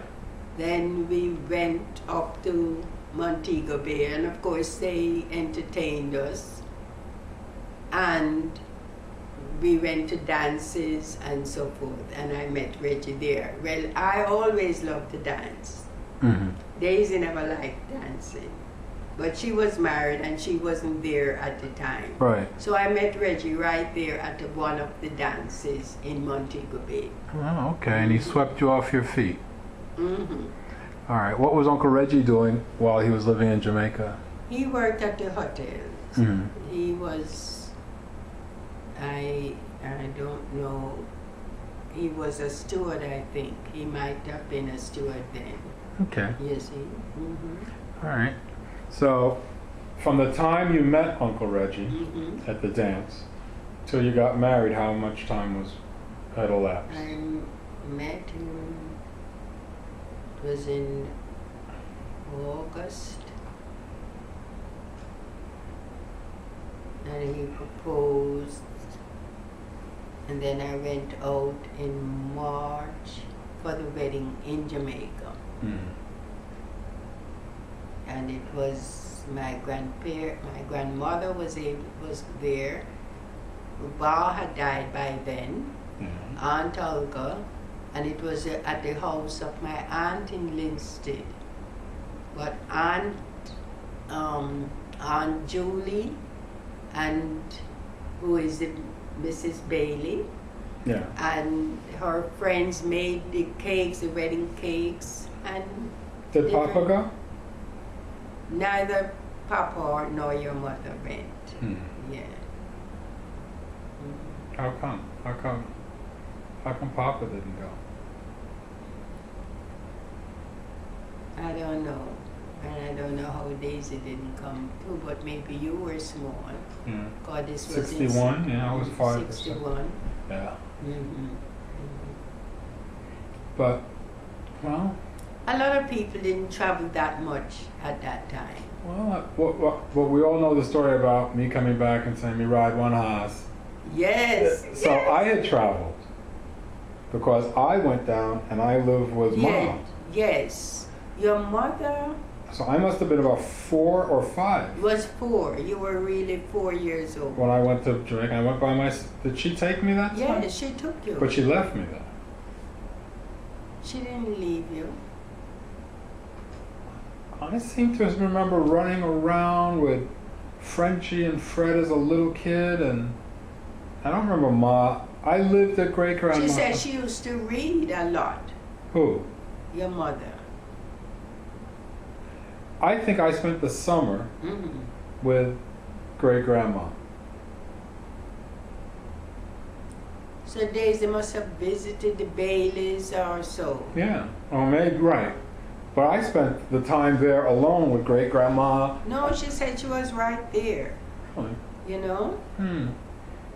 Maybe. I mean, I was a little kid. I was so busy having a good time. Mm-hmm. I remember. But every day they would take and teach you how to ride on a horse How to ride and the all horse. that Right. and different things. But she spent a few months there, about 3 months. You see? How'd you do that? What about work? I don't know. Maybe that was after that she decided to go to work, get a job at Columbia University Press. You know? Okay. So. You know, sometimes, I don't know, you can turn it off for a minute. Well, you can, no, don't turn it off. We can edit. You can edit it. I have a feeling, because Daisy she had gained a lot of weight when she had a baby. You see? Mm-hmm. And she did eat more than customary, you know? Yeah. I don't know now that I look at it, if she was depressed, maybe that's why she went for so long in Jamaica, but she spent a few months. Yeah. You see? You can edit it out. I don't think she was very happy in the marriage. I don't know why. Yeah. You understand? Mm-hmm. Yeah. And this is after I'm thinking about, In retrospect. In retrospect. I didn't know really what was going on with her. Yeah. You see? All right. So you. I do know, and all of this you have to take out, that she had lots of friends that loved her. You see, so I don't know what happened by she just decided to get married. Maybe she wasn't really in love with. You understand? Yeah. I always got the sense when I was older, when Ma and Dad had broken up and we got that house on 225th Street and fixed it up, Mr. Overton was coming. And I always got the impression they were kind of sweet on each other. I don't know anything. You see, because she never made these things known, but I would notice. You see? Yeah. We'll talk about it afterwards. Mm-hmm. All right, so you met Uncle Reggie. You got married in 61. Mm-hmm. And he came up in 60.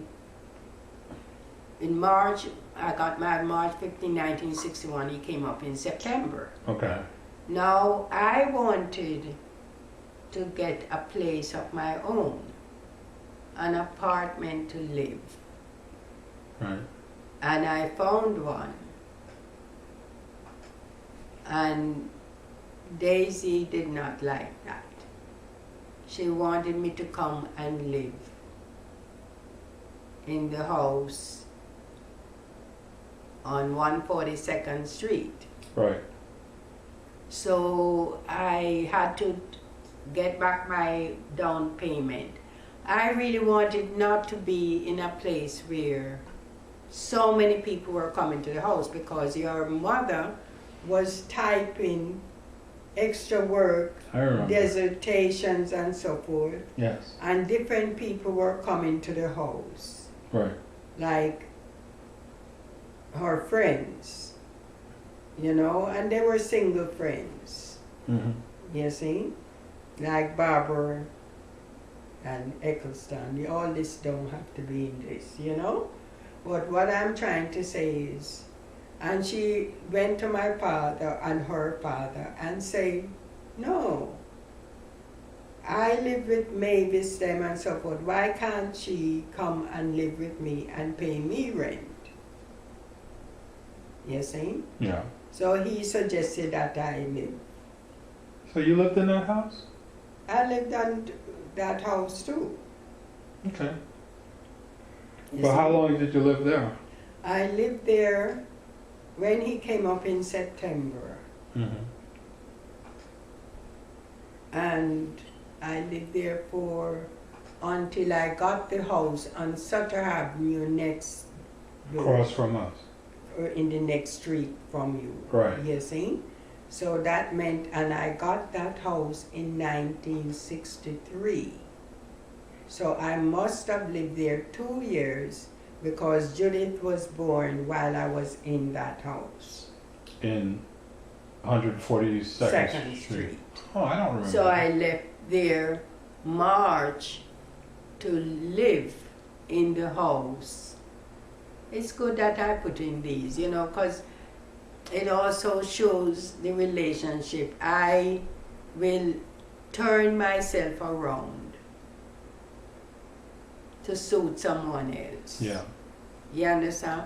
It is good for if you make up your mind to do something. You don't turn your life to suit whether it's your younger sister or your older sister or your father. Right. You have to, and people see that you're too giving. Yes. You see? I'm now seeing that it would have been better for me to start saying, and there were many reasons I could say that too, because I saw things happening right there in the house between the person who was typing there and Reggie. You understand? One of Daisy's friends. Ah, I You see. Mm-hmm. Yeah. Okay. And when I said it to her, she says, oh no, she wouldn't do that. But there was something I could tell, you see. But this is to be edited out. But I'm learning more about myself too, Right. in talking. All right. So then you moved to Sutter Avenue. Mm-hmm. And it And then- was and a then- nice house. I remember it. And then my mom moved. I mean, basically And she moved right across the street. Right across the street. As if, and it seems like she says that I am too soft and I am too this, and she has to give an eye on me. Okay. And also on Uncle Reggie, because I'm too soft and I shouldn't allow people to do that. But I didn't know that was her Motivation. motivation. Why is she so wanted to protect me? Yeah.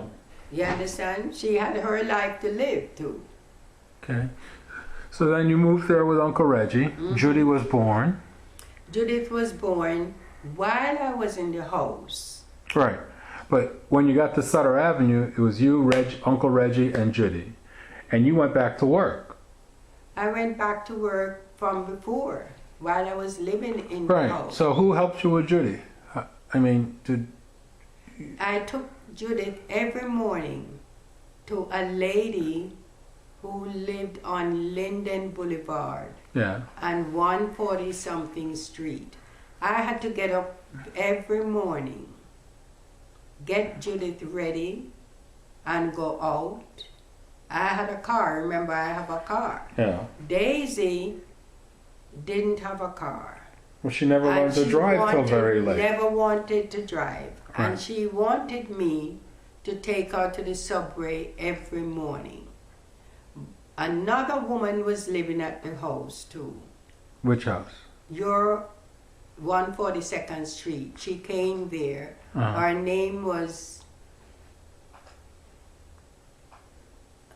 I remembered her name just before I tell you. Oh, Aunt I just remembered the name thing. All right, you'll You get back. remember the lady who used to walk with a limp? One No. of your mother's friends. Oh. Oh, Aunt Monica. Aunt Monica. Monica Thompson. Yes. That's right. Yeah. So she was living there, even though I was Yes. pregnant. You remember. Yeah. I'm glad you are interviewing me because I'm also thinking about my life. Yeah. And every morning I had to take Daisy and Monica to the subway. How did Aunt Monica fit in? She wasn't really relative, was she? She wasn't a relative. But people were coming up from the West Indies. Right. And they found different people. Right. She knew Aunt Hazel's sister in Kingston. She was a civil servant in Kingston. And she wanted a place to stay. And Daisy also rented her a room. Got it. Okay. You understand? And there was no room in the house. Yeah. I had one room. There was a 3-bedroom. Three bedrooms, your one bath. room. 3 bedrooms, 1 bath. And 1 bath. Yeah. You understand? So they should have saved plenty money. Right. Because Daisy was making good money. George was making good money. Right. You see? But I'm learning more about me. I also had to think, and sometimes when I just get the baby ready to go over to the lady's house, Mm-hmm. the baby, little Judith, made a bowel movement. You know how babies make bowel movement. So you have to go back in the house. Yeah. And they would be fussing with me. You understand? Yeah. Both say, how you so late? How you so late? When they could have walked and gotten the bus and gone to the place. Right. On Rockaway Boulevard. So I seem to have a tendency to spoil people. Yes. You understand? Yeah. And you're gonna buy me that And Mercedes I know- want, right? I can't do it now. Well, that's all right. I'll Listen, wait for you. Don't go anywhere Don't till wait for me. Except this will come out as an interesting thing if you change all the names. All right. There's a funny story. I want to stop pretty soon, but there's a funny story. I remember it was that you and Ma told about you guys driving over the Triborough Bridge and running out of gas. I don't know where it was, but it wasn't. It was out on Long Island, I think. What happened? She had to walk and go get gas while I stay with the car. And she mad over this word, you know, to get a tank of gas to take us right to some place, you know, not a gallon of gas Yeah. to put in, you know, and she never forgot that, you know. Said, I love to run an air, you know. Yeah. Well, why don't we, I'm going to stop here, Auntie, Yes. and then we'll pick it up tomorrow. Maybe we do it in the afternoon when everybody's fresh, and we'll also have better light. Okay? There's so much I can tell you too about meeting. When people come up from America, somebody get a phone number and when they find out how you just bump into them. You Like see? what? Like you'd be riding on a train and you see somebody who you knew in Jamaica. Uh-huh. It's very interesting. And then the word get around that, oh, such and such a person is here. Right. I don't know if you knew Annis Batchelor. Yes, Miss Batchelor, yes. And she married a friend of your father's who worked at the post office. Yeah. You see? That used to come over to the house. And we used to have interesting parties and invite a lot of people. I remember. People from the American Embassy. Yeah. It's so many people. I remember some of those parties. Me and Gary would go and make all kind of mischief. And I remember, I seem to remember, was it 19? I seem to remember Jamaican Independence Day parties. Yes, we had it, and people from Howard University would come up, you know, and we really had some nice times. Yeah. You see? And we would make patties and have it all prepared and food and rice and peas and so Sure. forth. Yes, Yeah. yes. Keith Johnson. That name sounds familiar. yes, he worked at the United Nations. You see? Wow. Boy, Auntie, as you mention the names, I can. It's still on? Yeah, as you mention the name, I can start to remember some of these people. And I too am now getting back memories. Like I remember Aunt Monica Thompson. She was a very good singer. You know, to a little kid, hearing operatic, it just sounded like so much noise. You know, I was listening to whatever little kids listen to. And I remembered me and Ma would talk about who snored louder, Dad or Aunt Monica. Remember that? But where do you sleep now? Huh? They must have put you in the living room. I guess, but they both snored so loud. Felt like the walls were vibrating. Yeah. But it was very nice. Monica now, she got a job at a private school that taught English and shorthand and all that. I remember. That's right. Yeah. Until she finally got her citizenship, you see.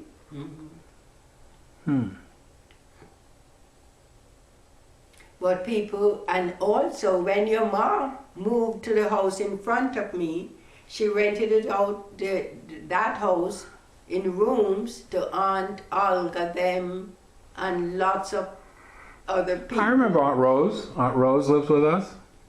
A little, yes. Yeah. She was really living with me, but then she moved over there, you see. Aunt Olga. Aunt Rose, you sure she lived? Yeah, positive. On Sutter Avenue. She lived in that house? Yeah. I remember she had a boyfriend named Matthew, and I was very impressed because he was a soldier and he'd been in Vietnam. Oh. And he was the one. Didn't know. And somewhere we had a ping pong table, and he was the one that taught me how to play ping pong. Oh, okay. Very good then. Yeah. You see? Yeah. Oh. Aunt Rose, wow.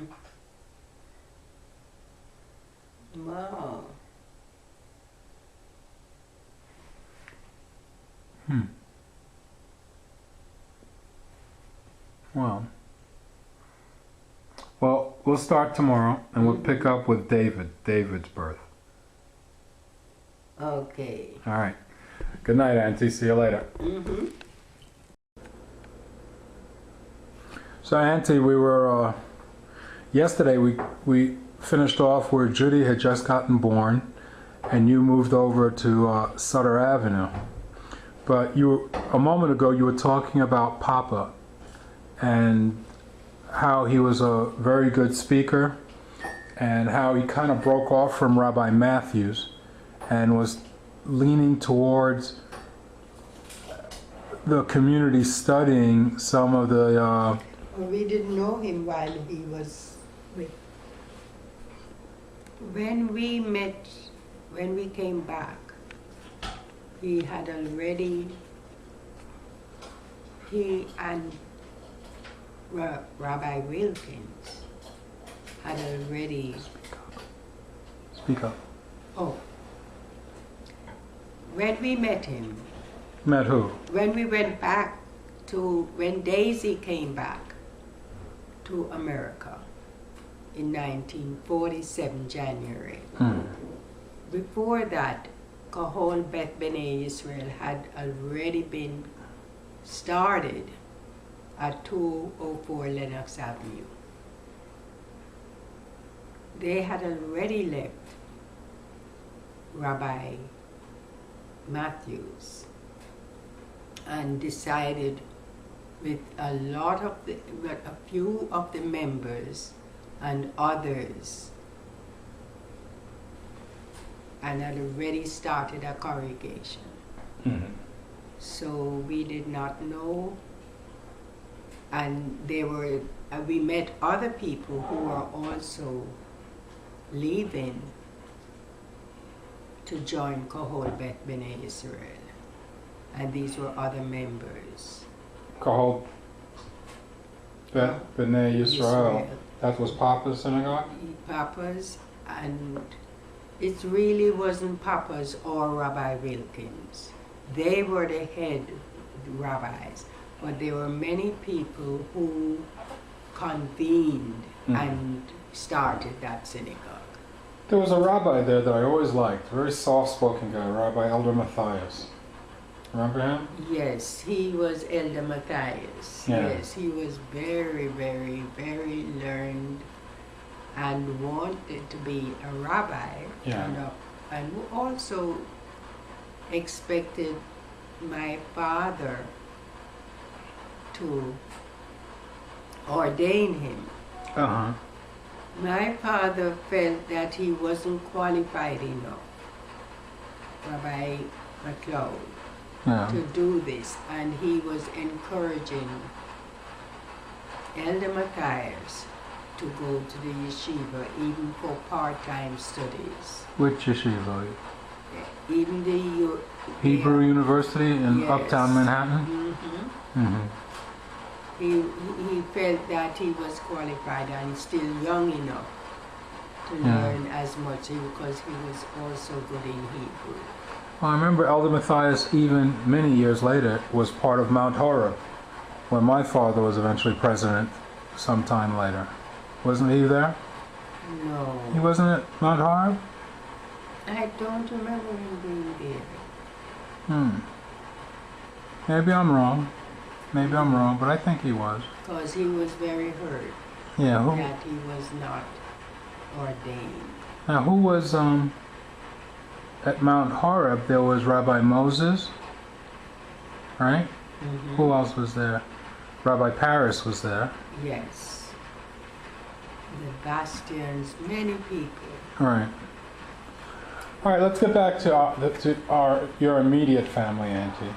So Judy was born what year? 1962, October. 1962. And you were running around, taking care of Judy, driving my mom up and down to the But also working. and working. Where were you working at that time? In 1962, I was working at Helena Rubinstein as a research histologist. Why did Helena Rubinstein need a histologist? Helena Rubinstein was a made Yeah, ladies' but I makeup. also did studies on skin. To make sure the makeup was okay for humans. Yes. I seem to remember you bring me back, showing me a rabbit in a box of dry ice, or rabbit parts. Rabbit ears, maybe? That's my imagination. You brought home rabbit ears and dry ice? Probably did. Yeah. Mm-hmm. All right. So then, what was Uncle Reggie doing at this time when Judy was just born? He worked at a restaurant in the airport, Mm-hmm. Jeff Kennedy Airport. Yeah, It was Idlewild at one time. that's right. And then, so you were the Helena Rubinstein. Now, how much longer was it till David was born? Your second oldest child. Mm-hmm. He was born February 25th. He was born February 25th,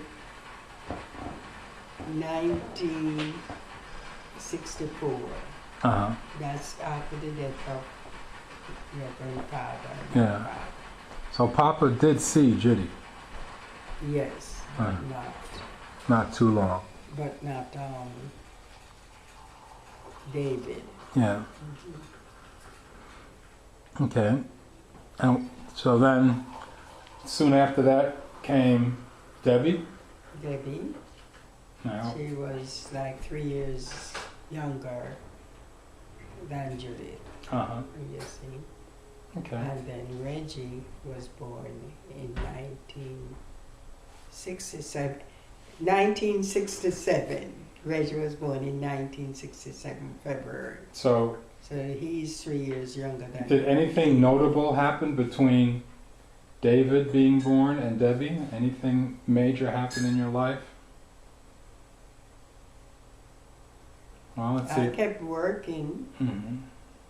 and just taking off time to go and helping other people, training them to take my position during the time I was on maternity leave. Well, that was in the early 1960s. That was 1963. President Kennedy was killed. That's right. That was I remember that I was at work when I heard. yeah. Mm-hmm. And I was on the road. It was me, Ma, Dad. We were in Dad's first new car. Mm-hmm. It was a 1963 Ford Falcon. Thank you. And Yes. Is that all right? Mm-hmm. And Uncle Jervis was in the car too.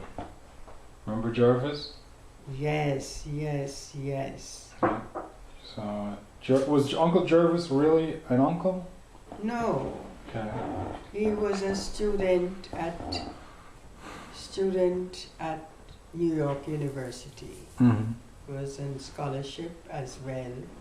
He was a writer for the Jamaica Gleaner Mm-hmm. when he came to America to study. So was he much younger than you and Ma? Oh yes. Mm-hmm. Huh. Mm-hmm. Well, just for reference, Jervis Anderson was eventually became a writer for the New Yorker magazine. Yes. He wrote the definitive book on the union, Porters Union, the Porters Union with A. Philip Randolph, That's right. and a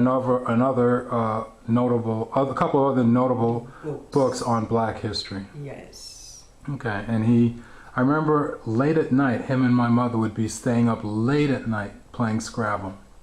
Yes. Yeah. Yes. Yes. And how did he fit in with our family if he wasn't related?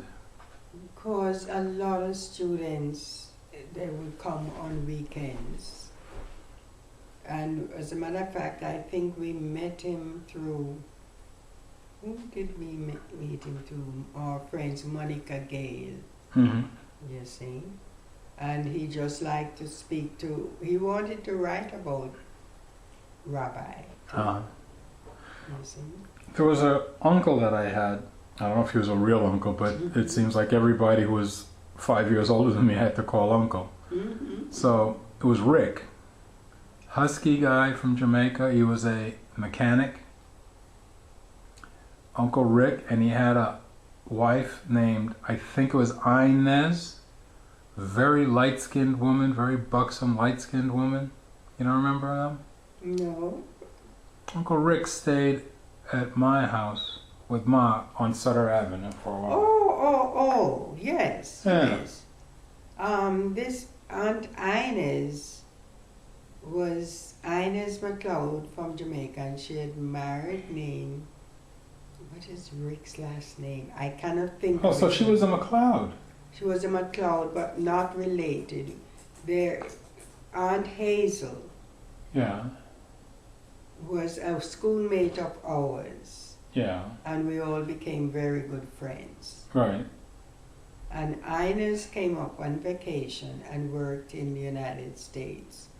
And Rick came up to also work Yeah, in the he was a United mechanic. He States. stayed with us. I remember he Mhm. finally put together money and he moved out.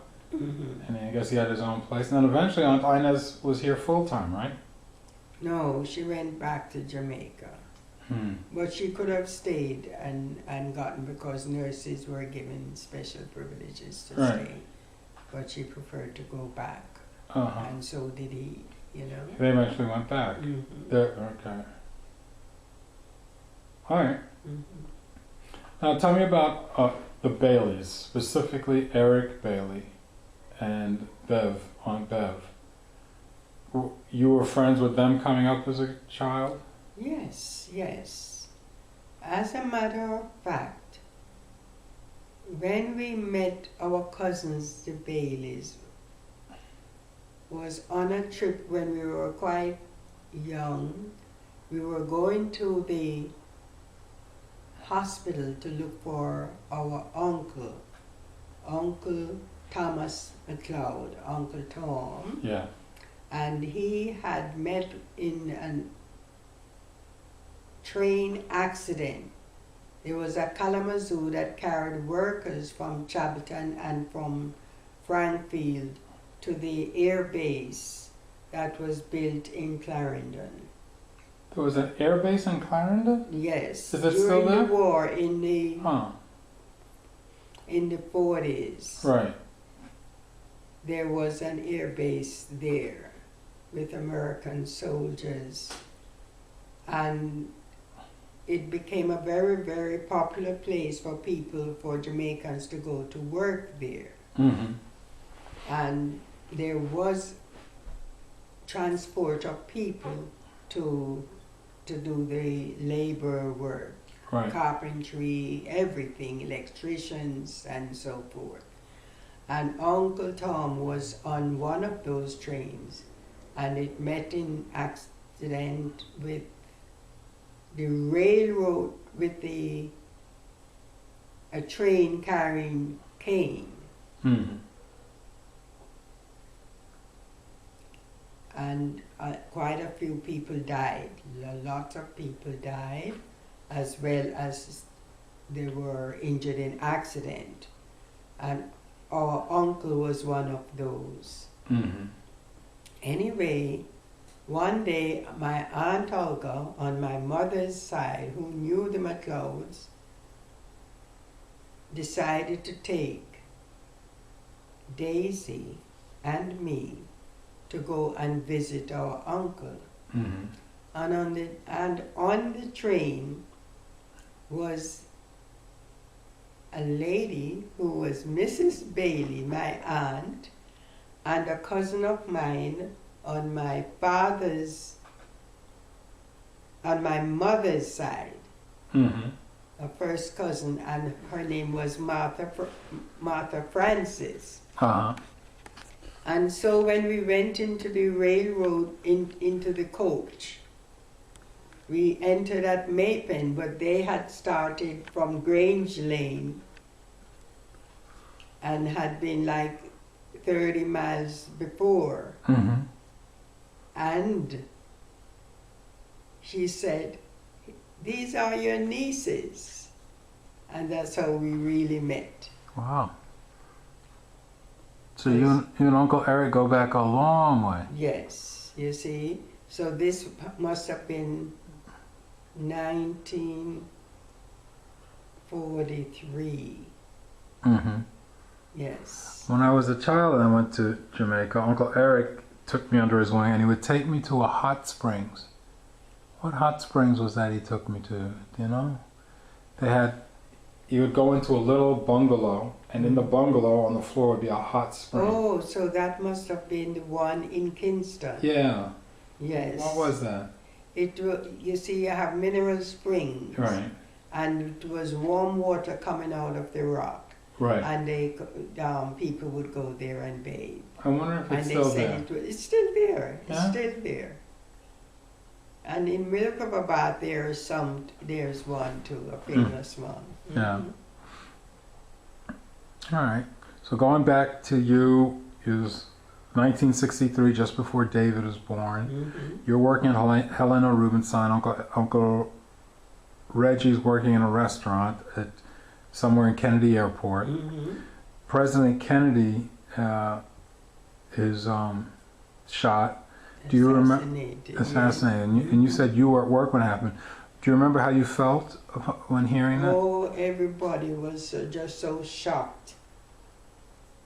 Everybody. You knew where you were. You never expected that because he was a good president. And you were not, we never knew this part of history would have occurred, you know? Yeah.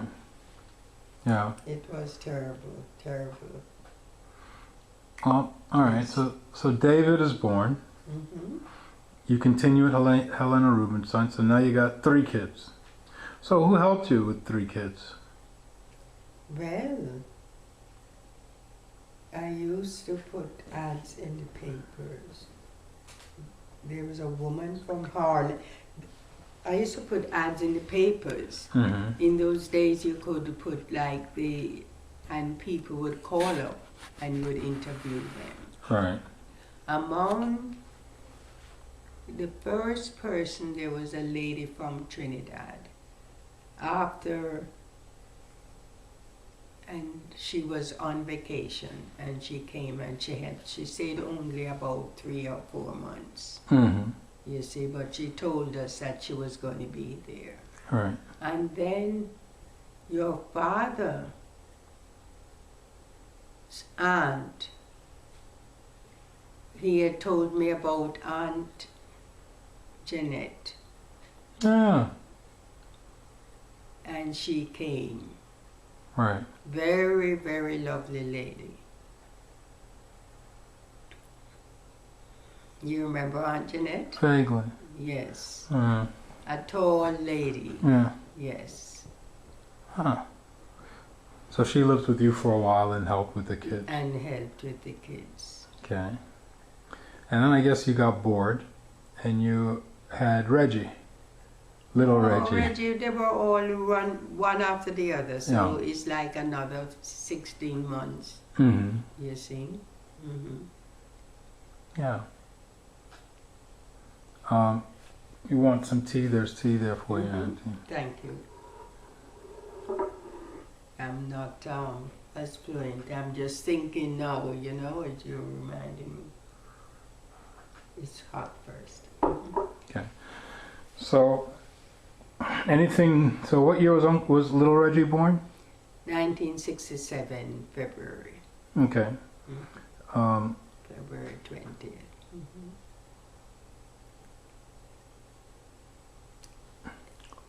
And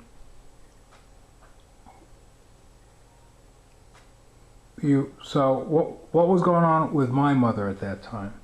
Let's see, 1967, so I was born in 55, so I was not, oh man, I was old. I was 10, 12 years old by then.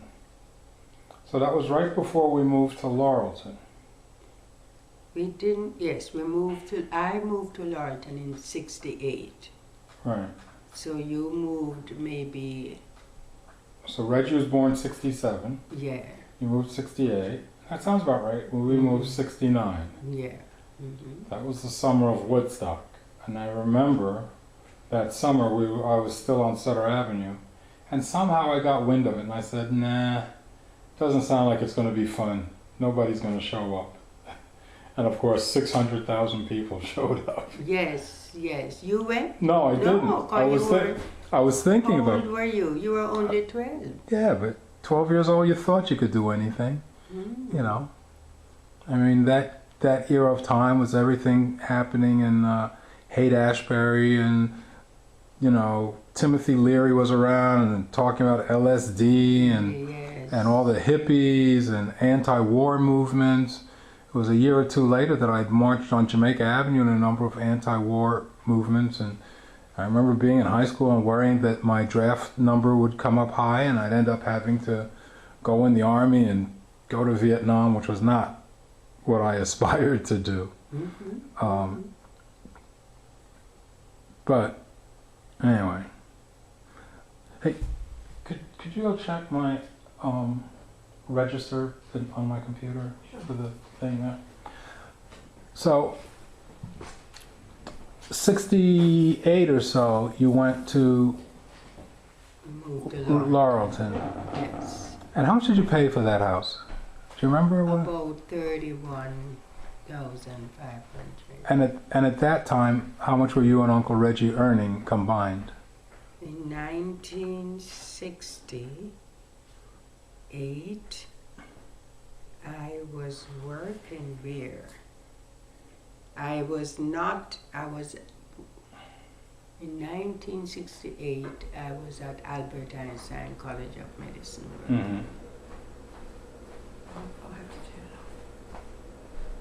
And yeah. Do you have an idea how much you and Uncle Reggie earned between the two of you back then? Maybe I was making about 7,000 a year. Okay, so... And he maybe 5, I doubt, you know. So $12,000 about, and you bought a house for $36,000. Well, Auntie, around that time is when I sort of became conscious. And as I recall, you and Uncle Reggie had some very tough times. There were a lot of fights and stuff. Would you like to talk something about that? Yes.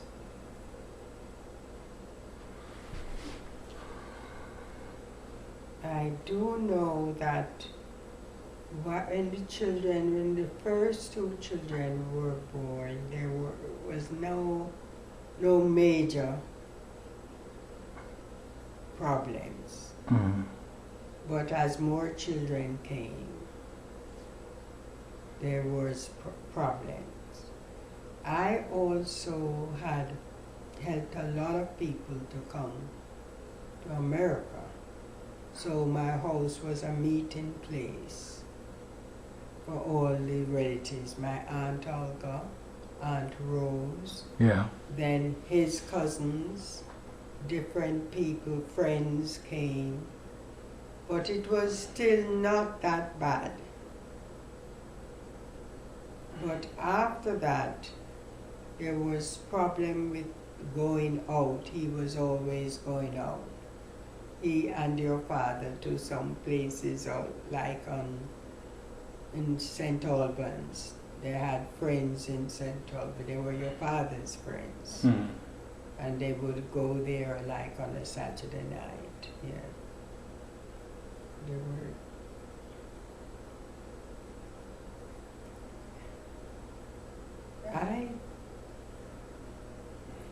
I also had a cousin come to live there. Aunt Olga came. They say I had an attic apartment and there was basement. Right. Nobody stayed in the basement but the attic apartment. And they went to work. Rose, even my cousin Lucy, Oh, yeah. I sent for her to, I gave her a letter of invitation Yes. to come. And so I was the one who met them. So when all these people are on, there was no problem then.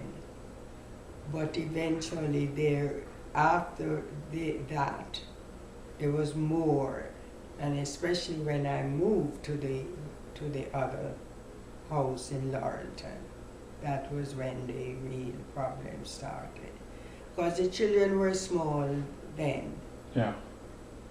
But there was one day I did have a fight with him. Because I pretended I hid in the car when he was taking the car. I hid in the back seat. And when he drove off, I got up and he reached over as if he was going to grab me, and I took off my shoe and chopped him in his forehead. I shouldn't laugh. Yeah. And he put his hand here. It wasn't a big chop, but of course, your forehead is going to bleed. Yeah. And so he went to the hospital and had a stitch or two put in. Wow, Auntie, I didn't know you were so violent. I didn't know either. Okay. Did the kids get along with Uncle Reggie as they were children? At that age, they were small. I have pictures of him holding David and, at that age, they were small. It's later on that he seemed to have been very nervous while they were in school and all that, learning. It seems like some people with stress, they react, especially probably he drank too on weekends. That's why there was problem. Yeah. I think that my recollection is my father became very distant to me from about 6th grade. Mm-hmm. So I was about 11 or 12. Prior to that, I remember some of the beatings, but I remember some of the, just hanging out and making fun. I remember it was big. We would always make sure to watch Muhammad Ali's fights together. Mm-hmm. And he was a big, at first they were calling him Cassius Clay. And my father and I enjoyed those together. And then all of a sudden it seemed to have changed. I believe something happened between my mom and my dad. I seem to recall that seemed okay. I mean, as a kid, you're not really conscious. Mm-hmm. But I guess when I was about 9, 8, Mm-hmm. or 10, they stopped sleeping together. I remember that my father had a bed in the basement. And even though he worked weird hours, my father always worked night shift. Oh, this was when you moved. This was in Sutter Avenue. 6 to 9. Oh, even before that. At Sutter Avenue, he had a bed in the basement. Yeah? Yeah. I Yeah. remember at the new home Yeah. on 139. You know, he had a bed in the basement, but he also had the library. He also stayed in the library. Remember there was a library up on the second floor? Yes. Yeah. So he also stayed there. Do you know what happened to my parents that pushed them apart like that? I really don't know, Aaron. Okay. Because Daisy never confided in me. Yeah. It's too bad I can't ask Blonde now, but I missed that opportunity. That's why I think this is so important for your kids and me and your grandkids. You know. Oh heck, Auntie, you might. I know Daisy had a strong will, you see. I know your father seemed to have not been able, they were not getting along even on the Sutter Avenue Mm-hmm. home. But you couldn't pinpoint what it was. Oh, you and I were talking about this yesterday off camera, and I remember as a young man, very young, 4th, 5th grade, one of the fights was that Dad was upset that Ma was buying me designer clothes at Bloomingdale's all the time. Yes, yes. And he felt that a little kid didn't need fancy shoes, that I was just going to go and play in the playground and mess them up, you know, very quickly. And that was a big fight. That seemed to have been a theme right up into my 20s about that he felt expenditure on how she spent money. Yes, she seemed to have had that problem from a young kid. Yeah. And didn't know how to save, even though she was taught how to save. Yeah. Hmm. Okay, so you're living in Laurelton. Reggie's born, little Reggie's born. Mm-hmm. And what were you doing for spiritual? No, Reggie was born when we were in Sutter Avenue. Right, but he's a little baby and Yes. he's in Laurelton. Mm-hmm. What were you doing for synagogue and stuff then? I don't seem to remember you being at Mount Horeb very much. Were you? Yeah. You were? I didn't go that often. We started going to a synagogue right near on Rockaway Boulevard. On Rockaway Boulevard. It wasn't on Rockaway, it was near the post office. On the side there was a Rabbi Pear. That's right, a short, very soft-spoken guy. Yes. Yes. We would go there because it was closer. But every now and then, at least once a month, I would take the children to Mount Horeb in the Bronx. Right. I think it was 942 Stebbins Avenue. Stebbins Avenue, right. Yeah.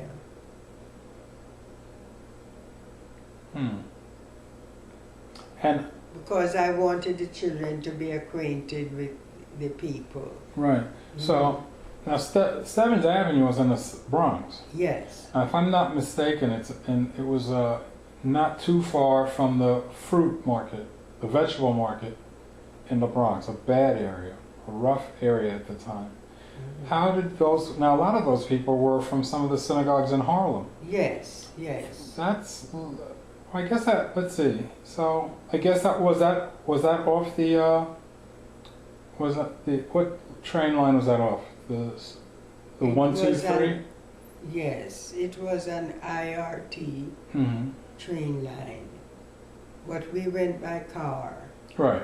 Yeah. But I'm trying to think why didn't they get another building in Harlem? This was already a synagogue, and people had moved in the Bronx. The community was white, Yes. and there was a change. Yes. Yeah. So it was already there, and Rabbi Moses Mm-hmm. was the proprietor and the rabbi for that synagogue. He put his money with other people, I'm sure, and they bought that synagogue. Mm-hmm. Sister Paris, Bastion, and many people who were from the old Kohol Bet B'nai Yisrael until they all joined there. I'm wondering if that And synagogue is still there. it is still there, and I heard it was repaired by white Jews who saw the synagogue and decided to help. So is it a predominantly black synagogue now? Yes. Has the neighborhood changed? Has it come back or? I don't know. I have not been there, but I heard it looks very nice now. Yeah, I heard something along those lines. Mhm. Okay, so anything of note happening then? Now we're up to about 1969, 1970. Anything of note happen in the family?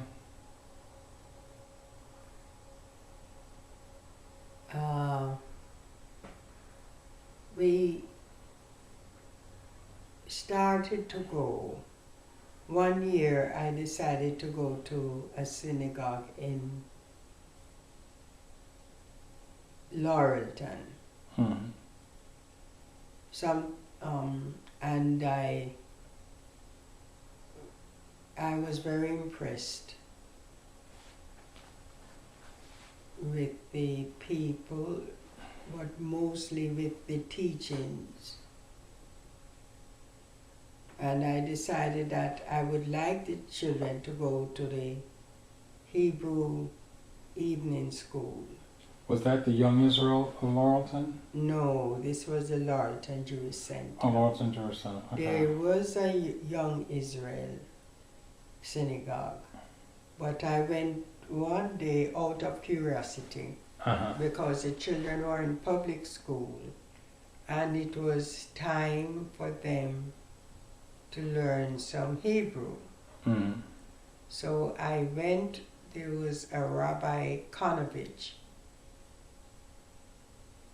He was the rabbi at that synagogue.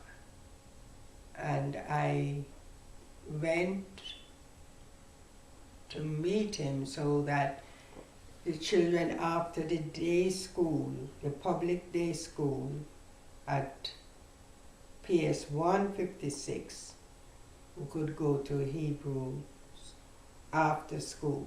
Mm-hmm. And I went to meet him and told him, asked him that I wanted to be a member. And he and the cantor, and I remember the cantor's name, oh boy, I cannot remember the name right now. Mm-hmm. They took us to a mikvah in Far Rockaway, and we joined. They said that we should get officially be immersed, Mm-hmm. and we did that. And so I'm going to take a break here, Mm-hmm. and I'll get back to it in a bit.